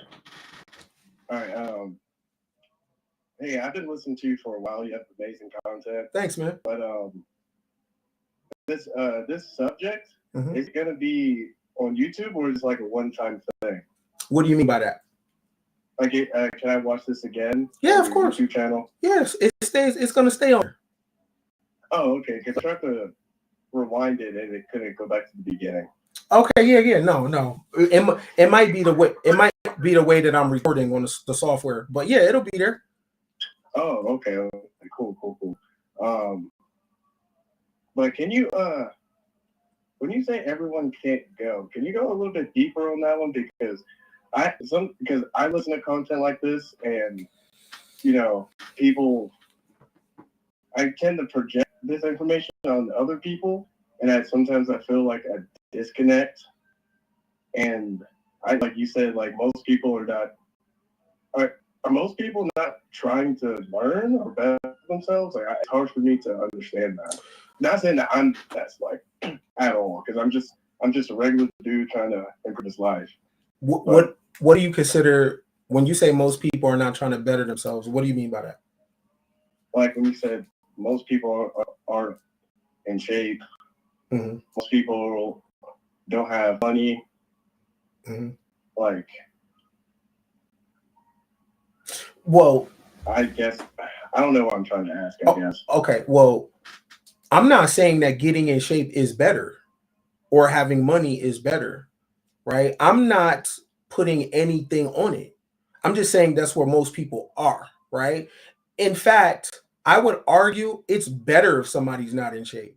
It's actually better if you don't have money. Do you know why? Because things get real lonely, right? The reason why a lot of people aren't doing that is because it's crowded at the bottom.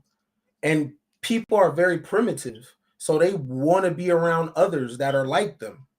As you climb that ladder of personal development is not about you being a better human. It's about you maxing out on your abilities, right? Because technically, to really do the work, you can't be a good person. Technically, you can't be a good person. You have to be a fair person, but you can't be a good person. If you are committed to excellence and a certain standard with yourself, you can't be good, because in being good, you're going to have to acquiesce to other people. You're going to have to say yes a lot. You're going to have to take your mind off of your project. You're going to have to be in places at times where you don't want to be for the sacrifice of the community or the sacrifice of the company. My message is never about people being good people, because I'm not good.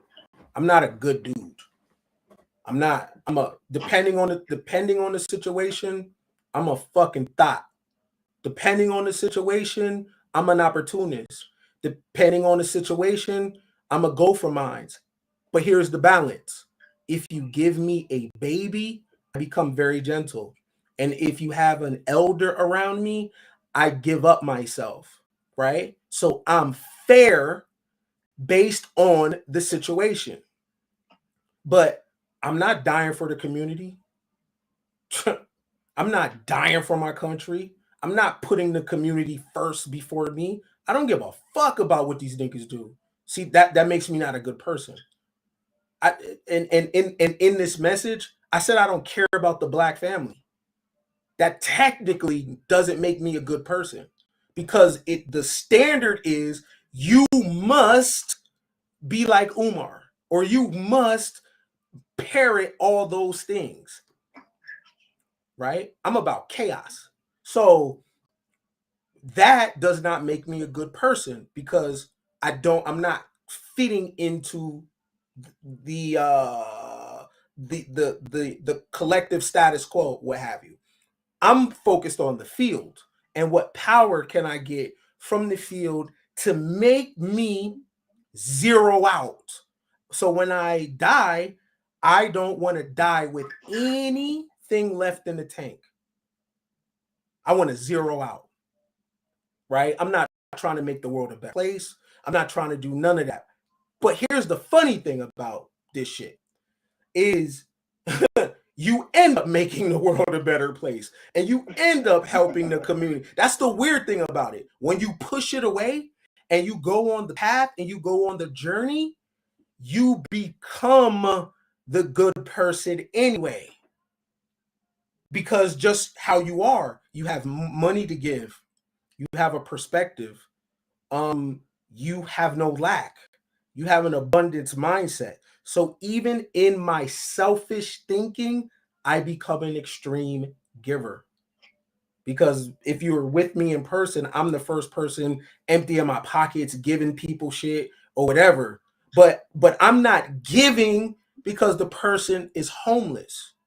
I'm giving because I have it. I'm not putting a meaning on them being homeless because their life could be better than mine.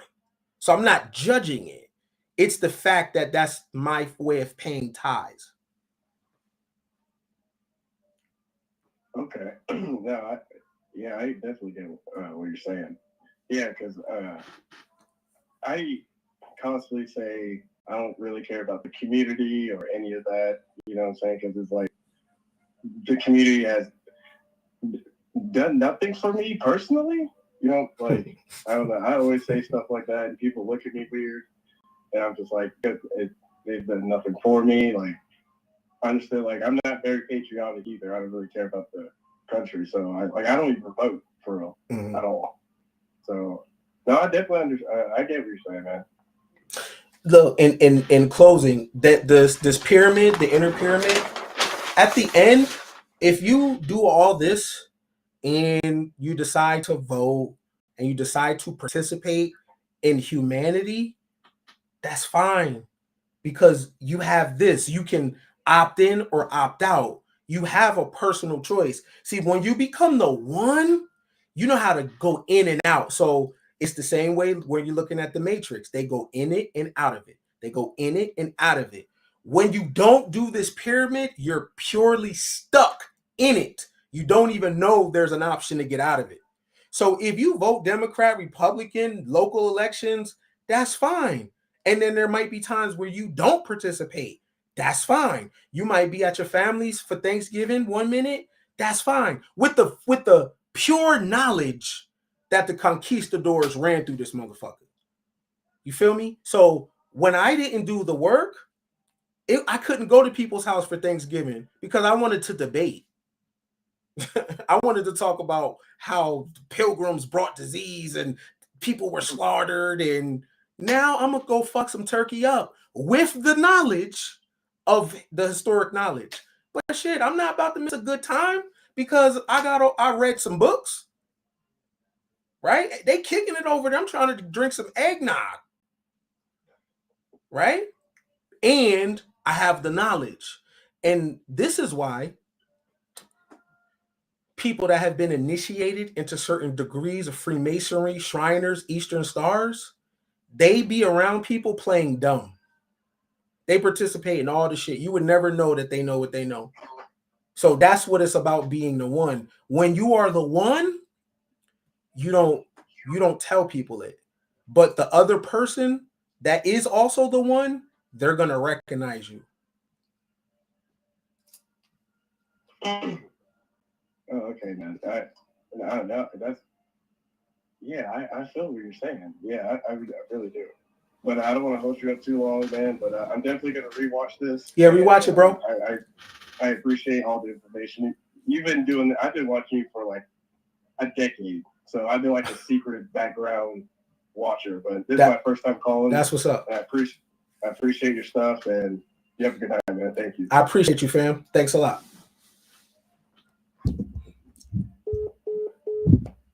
Man, shout out to the people that have been watching me for a minute. That's the funny thing about subscriber count. Subscriber count will make you think people have not been around for a long time. That shit is a vanity number. But if you know me from Facebook and you know me from different platforms, I've been around for a minute. You know what I'm saying? And message is always personal development. And sometimes when you don't see me, I'm outliving the message, right? When I'm not on the microphone, I'm out being the message, right? And like the great Bobby Hemmett said, he goes wherever knowledge takes him. And boy, knowledge has took me to some interesting places. Any other calls? 520-510-3254. Shout out to the men for calling. You know what I'm saying? I know on social media, the men be easy targets, but shout out to the men. Shout out to the men for calling. Anybody else? 520-510-3254. Please, when I sign off, don't contact me unless you are trying to do some work, some business. All right. Hello, this is Ken. Welcome to Heaven on Earth. Hey, what up, King? This is George, man. What's up, brother? It's all good, man. Hey, yeah, I tuned in. The dude said they just cut off the call.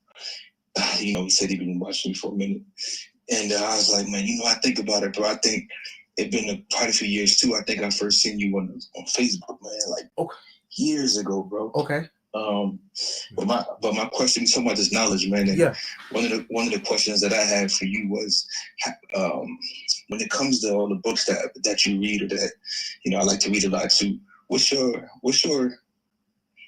I don't know, what do you think it is when it comes to like a knowledge management system or studying and then being able to teach or disseminate the information?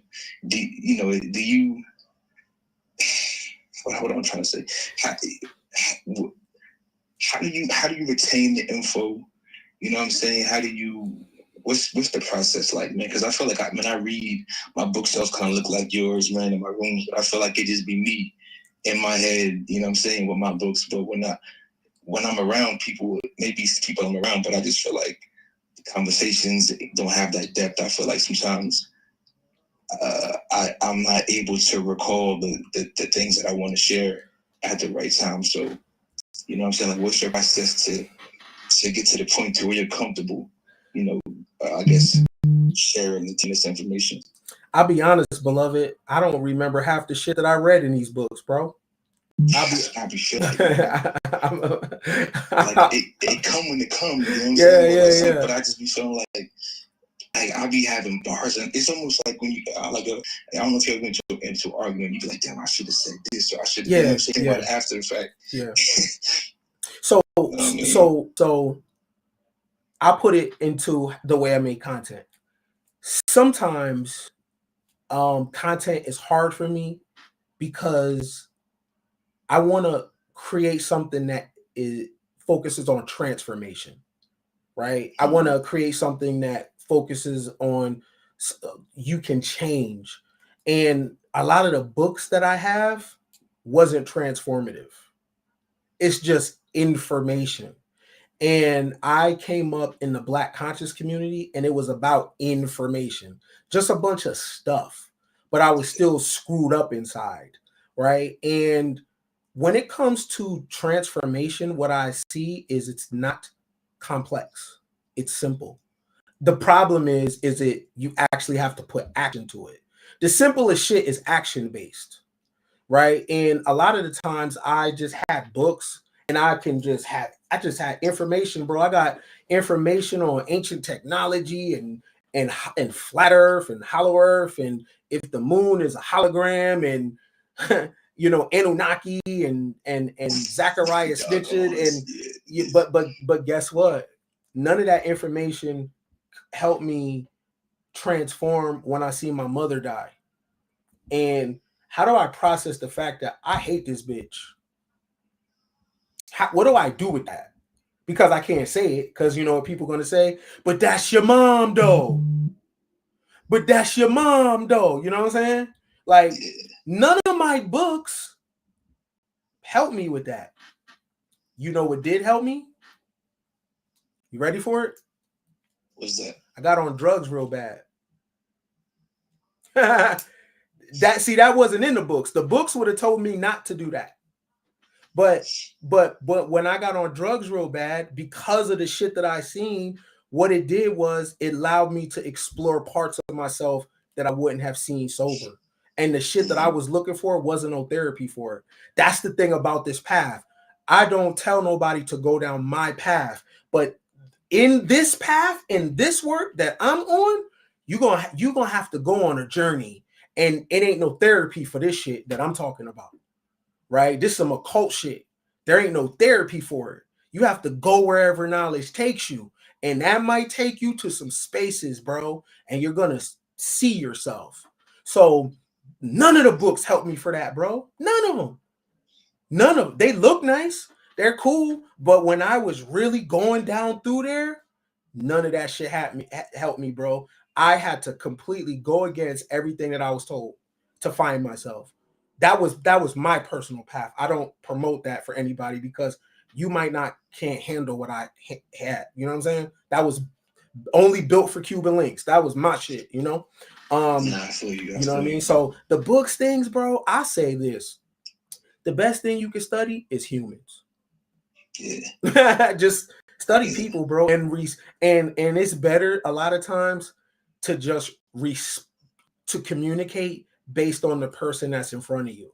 Some people, when you're talking to them, they're just ready to quote a section out the fucking book. You'd be like, dude, like they're missing a connection.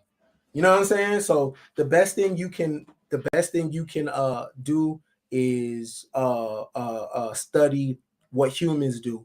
And if you're in the space where you're just trying to get some knowledge or whatever, in terms of books, let the book pick you.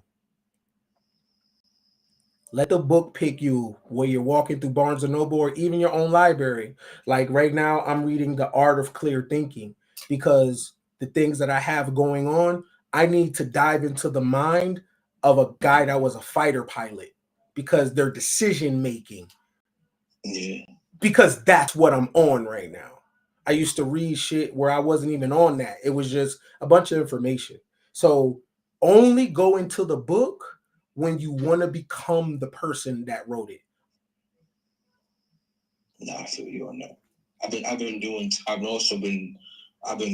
been less focused on the amount of, let's say, books I read, and even going back to like maybe even reread stuff. Kind of like how when you listen to music and you hear different messages in the bars, it's like, yo, I might just read something to walk away from it and go back to it instead of going right to the next one. Exactly. But nah, I feel you though. Yeah.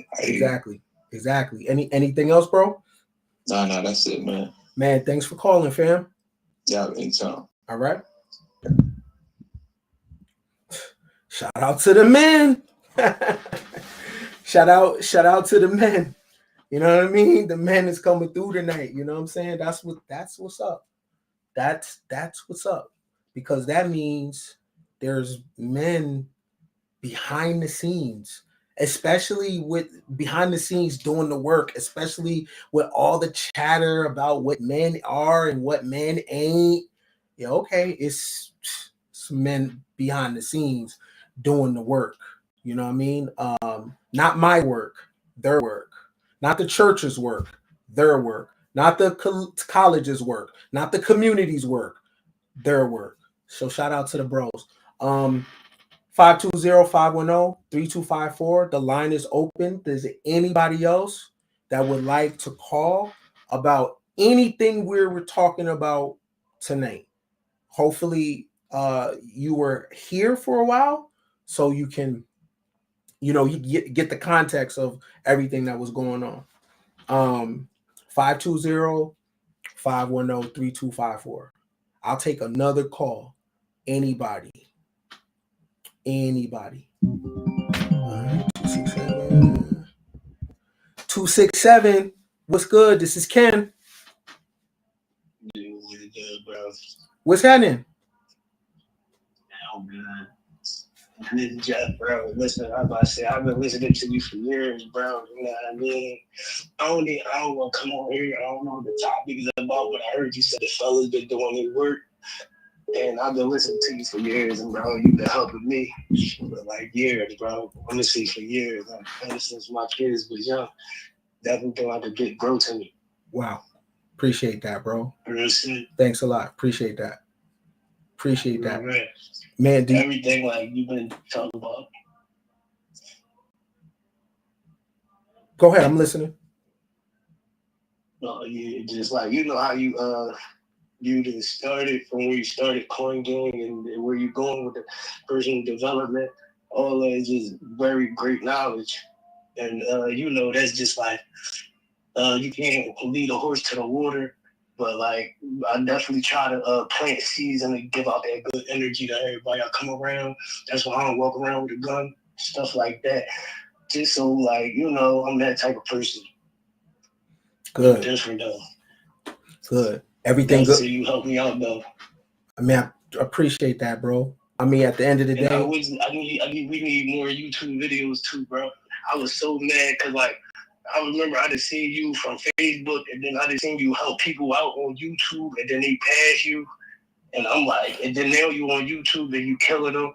And I just want more YouTube videos. I wish I could support more, but you know, I got 2 kids. I try to do what I could do with my situation, but we need more videos, bro. Real, I like you. Man, appreciate that. And I got more shit coming, bro. That's my word. I took my time off. I got you, bro. Appreciate that. It was time where I was like, I was going through stuff at life, and then you came with a video, it was like boom. I'm like, damn, you know what I'm saying? It was boom. It was right there for me, and then they'd be like, not want to crash out.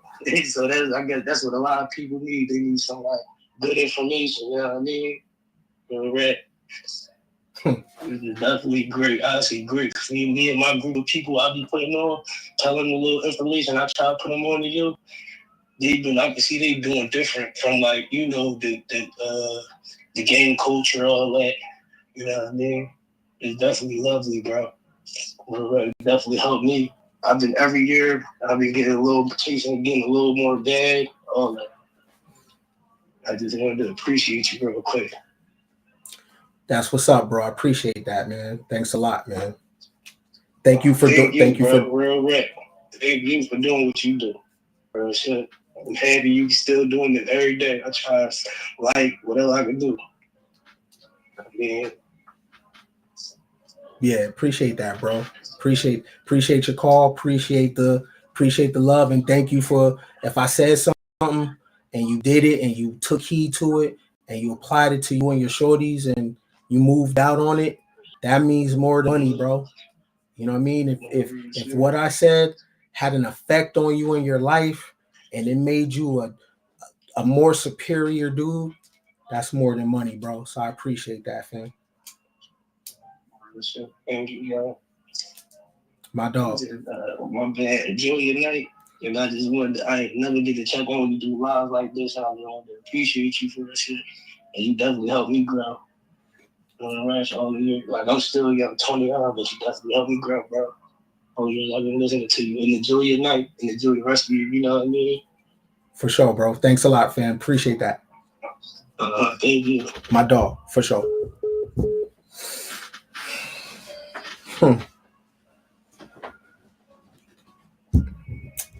Think I missed a call.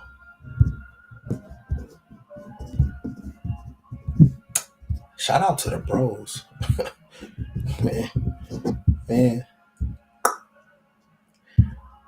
I don't receive compliments very well. So I appreciate like all that. You know what I'm saying? Like that's what's up.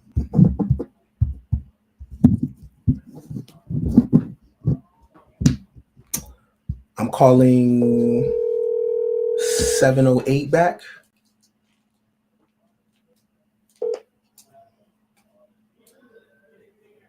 Hello, how you doing? I'm dialing you back. This is Ken. Oh, hey, thank you for calling me back. I didn't know what was going on because it kept going to voicemail. Okay, yeah, I was on a call. How you doing? I'm doing well. How you doing? I'm well. Did you catch today's conversation? I did. So, first of all, thank you for today's message. You always bring the heat. I mean, I've been watching you for like the past few years, and I was following you on Facebook, and then, you know, you were no longer on Facebook, and then stopped seeing content from you for a while. And then, you know, once you started popping back up, I'm like, oh, here he is. Yes, this is what I need. That's what's up. Appreciate that, man.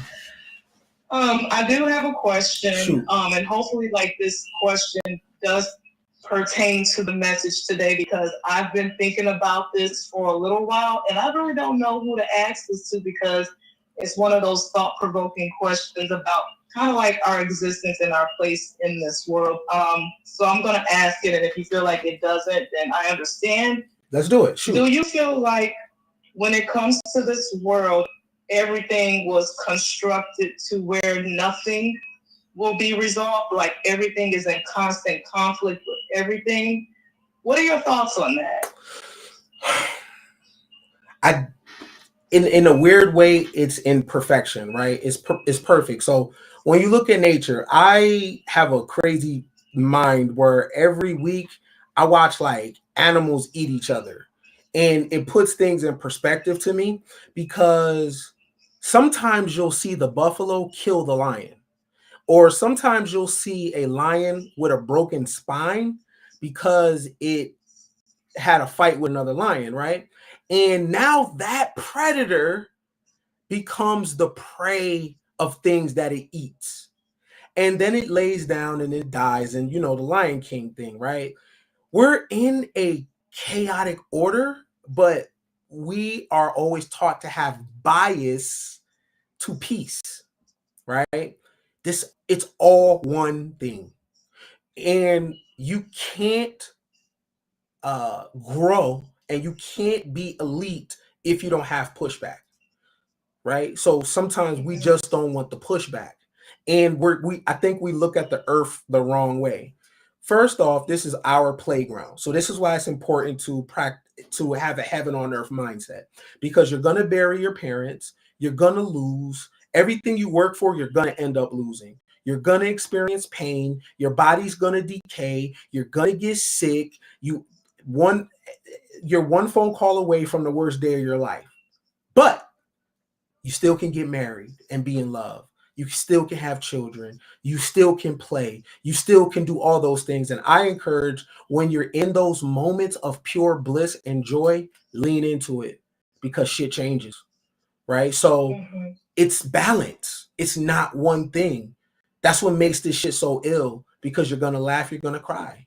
People born, people die. Right now, someone is filing for divorce and someone else is proposing. Some mother is burying a child and another woman is saying that she's pregnant, right? So you have this balance.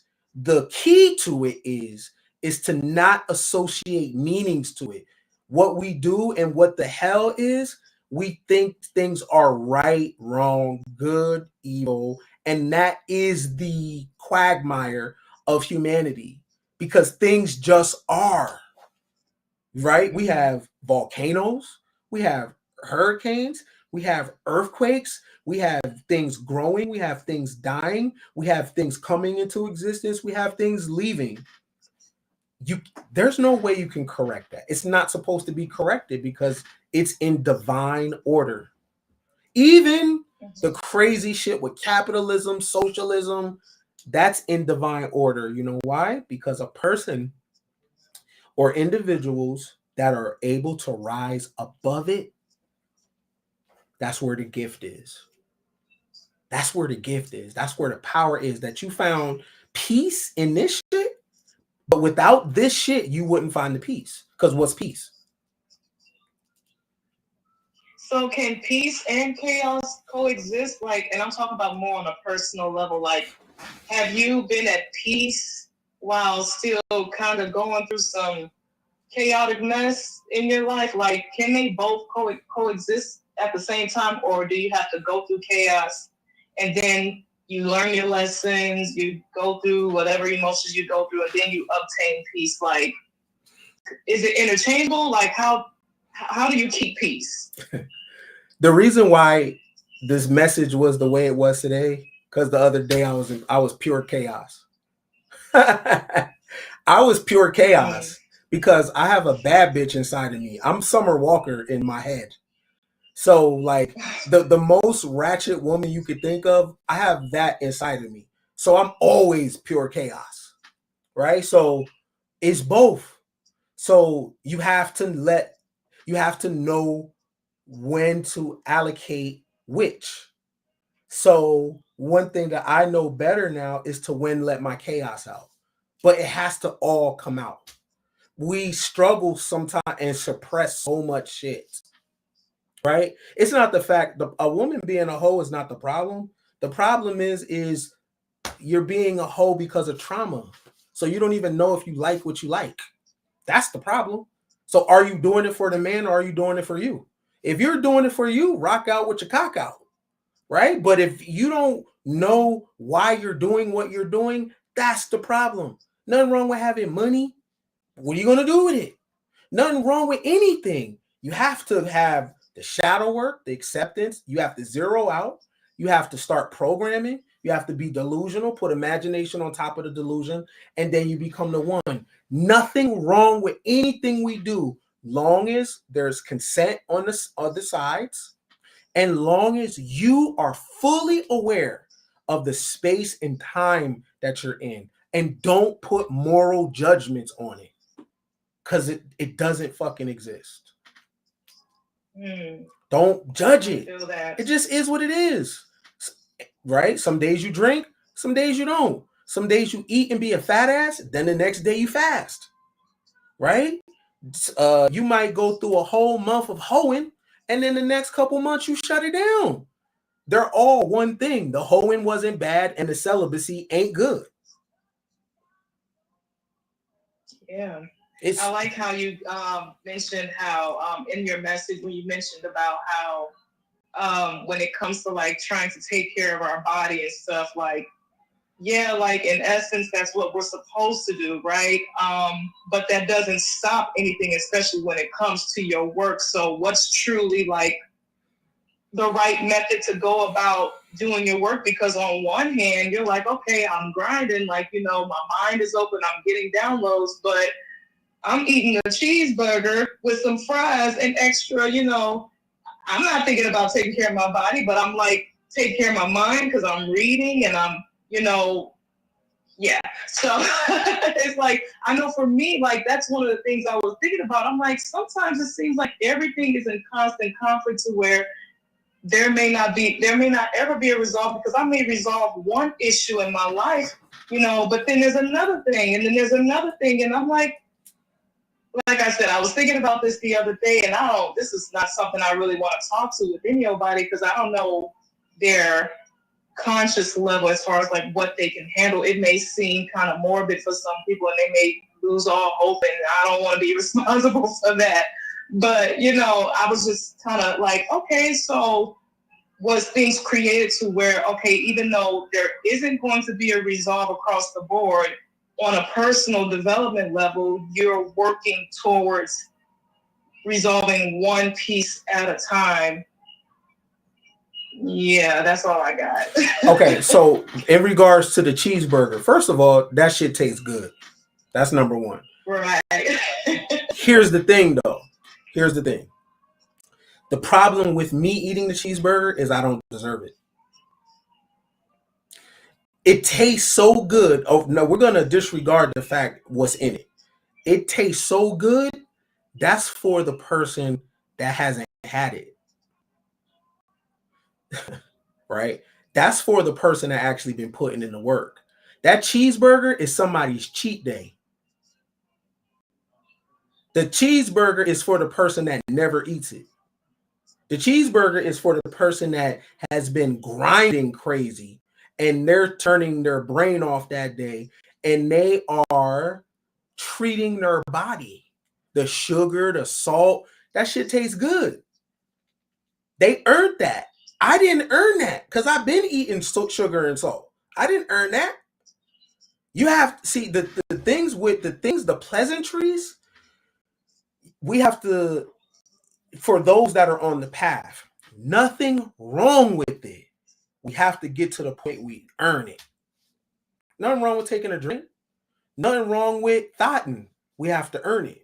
The problem is we have a specific behavior that is a hobby, or it's every day or every week, and we didn't actually earn it. You have to go without it to be like, yeah, that's the shit. So here's how those people that we consider like secret societies, here's how they work. People in secret societies have boring sex lives. However, when they do turn up, it's wilder than the common person. That's why you always hear stories about it. See, they earned the orgy. They earned that. That's why it's because they don't do it often. That's why it's so extreme. So they let their hair down for the weekends, and it's a bunch of debauchery because they don't do it every day. Mm-hmm. Right? They're so disciplined in what they have going on. They don't have time for that because in doing it, you have to create space. You have to create moments where you can do that, and that's why they build systems. So the systems run themselves, right? So the common man and woman is always fucking every day, but they don't necessarily earn that, right? But the person that is in the secret society, their sex is more wilder than the common person, but they only do it a couple times a year. Right? So the things that we do on a day-to-day that keeps us trapped in humanity, that's the problem. Because we it's a lifestyle. But to rise up to this inner pyramid, we have to suffer those things. So when we do it, it has more meaning. Has more meaning. Right? Nothing wrong with being a hoe. The problem is you ain't earn it. Meaning, go get some shit done. Go accomplish some shit. Then when you let your hair down, it hits different. And then guess what? When it's over, pack it back in the suitcase and get back to the shit. Okay. Right? That's how it goes. Right? Because we all need a purge. Right? The problem is the sex, the cheeseburger, the alcohol. This becomes a weekend thing. And guess what? That drink don't taste the same every week. That drug don't hit like it used to. Why? It's a lifestyle now. I would know, right? And so you get to the point to where when you chase the cheeseburger, you're like, damn, this shit tastes phenomenal. And guess what? You're not about to eat it again for 2 years. But that's the balance, because you can't be one way.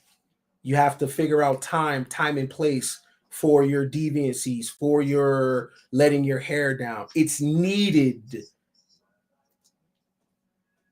Mm-hmm. Okay. Well, I appreciate that message. That definitely put more into perspective. Yeah, and I think like sometimes eliminating or tackling one thing, one type of conflict does create more room, more awareness for other things too. At least that's what I'm learning for myself. And that's kind of, I guess, again, that's kind of how I came to that question the other day. I was just like on a walk and I was just like, man, is anything ever meant to be resolved? But yeah, thank you so much for calling me back, because I definitely wanted to ask you that. Like I said, it's one of those deep questions where I just kind of like keep it in my head, because I'm like, I don't think a lot of people know where I be coming from. So. The only way you resolve something is if you're trying to get to something else. But just resolving it for the sake of resolving it. Look, you might be walking down the street, right? And you see something sticking out, say it's a rock. And you're like, well, that looks odd. And you start pulling it. And when you pull it, everything falls on you. Right? So I'm saying that to say this. There's no reason to resolve something unless there's something behind it. So you fix something in order to go to another thing. Or you might have to leave it alone, because that thing that looks chaotic might actually be peace. That rock that looks out of place and it looks ugly might be holding back the real problem. Maybe you don't let Pandora out the box. Maybe that thing that looks chained up, you don't open it up. Maybe it's like that for a reason. but we assign meaning to it because it doesn't look cute. So we're like, yo, let me fix it. But you might be actually fucking it up. Okay, can I throw a little curveball at you? Shoot. So how can you differentiate if it's actually peace or if it's just stagnation? You can't. It's part of the How fact. do you know? You don't. You gotta. Oh, okay. You don't. I'm telling you, my mind just be going to like different places with so you don't. Okay. You don't. You know, and that's the thing. And that's the thing about the personal development journey, because in my path to look at myself, I took a drug route. I took a route that conventionally people would be like, nah, do that. Hell no. I couldn't find what I was finding sober, and I didn't want to go to therapy.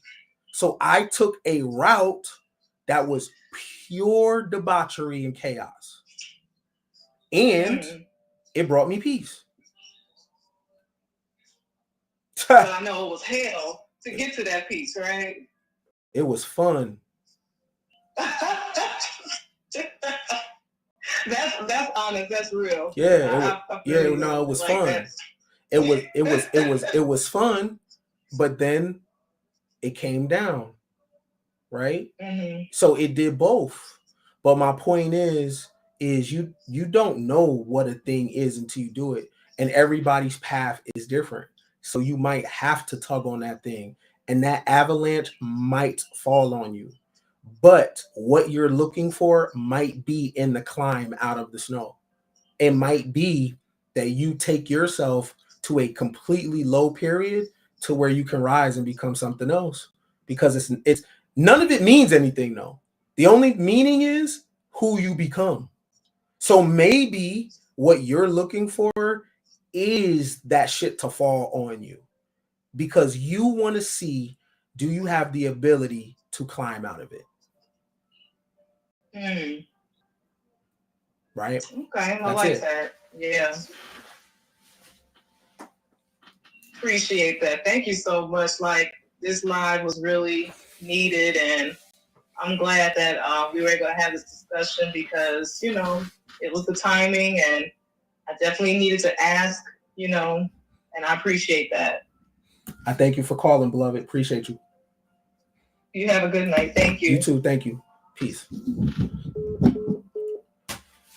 Shout out to all the callers. Is it any more? If it's not, then I'm gonna thanks for all the energy. I'm like super overwhelmed with all the love, praise, and everything. You know what I mean? Especially from my message. You know what I mean? It's acquired taste. I'll take one more. Anybody? If not, no, I'm gonna end it. We will start our Sunday membership conversations, and those are addressing the shadow work. And I know the majority of people that follow me, you identify as Black, so you definitely need to have shadow work conversations. And I'm gonna remove you from that shit, and so you can be free and see what it's like, because I've experienced a freedom that a lot of people haven't. And I definitely want to encourage you to find your freedom. You know what I'm saying? And I don't care what's going on in the world. I don't care who's the president. I don't care what the supply chain looks like. I don't care what's going on in Ukraine, Israel, or nothing. I'm going to always be a nigga with waves. If you don't know one thing for sure, two things for certain, I'm going to always be a nigga with waves. You see me? Nigga, I'm 41. You see me? I'm always be a nigga with waves. Much respect to you. Even if you wish me the opposite, sooner or later we'll all see who the prophet is.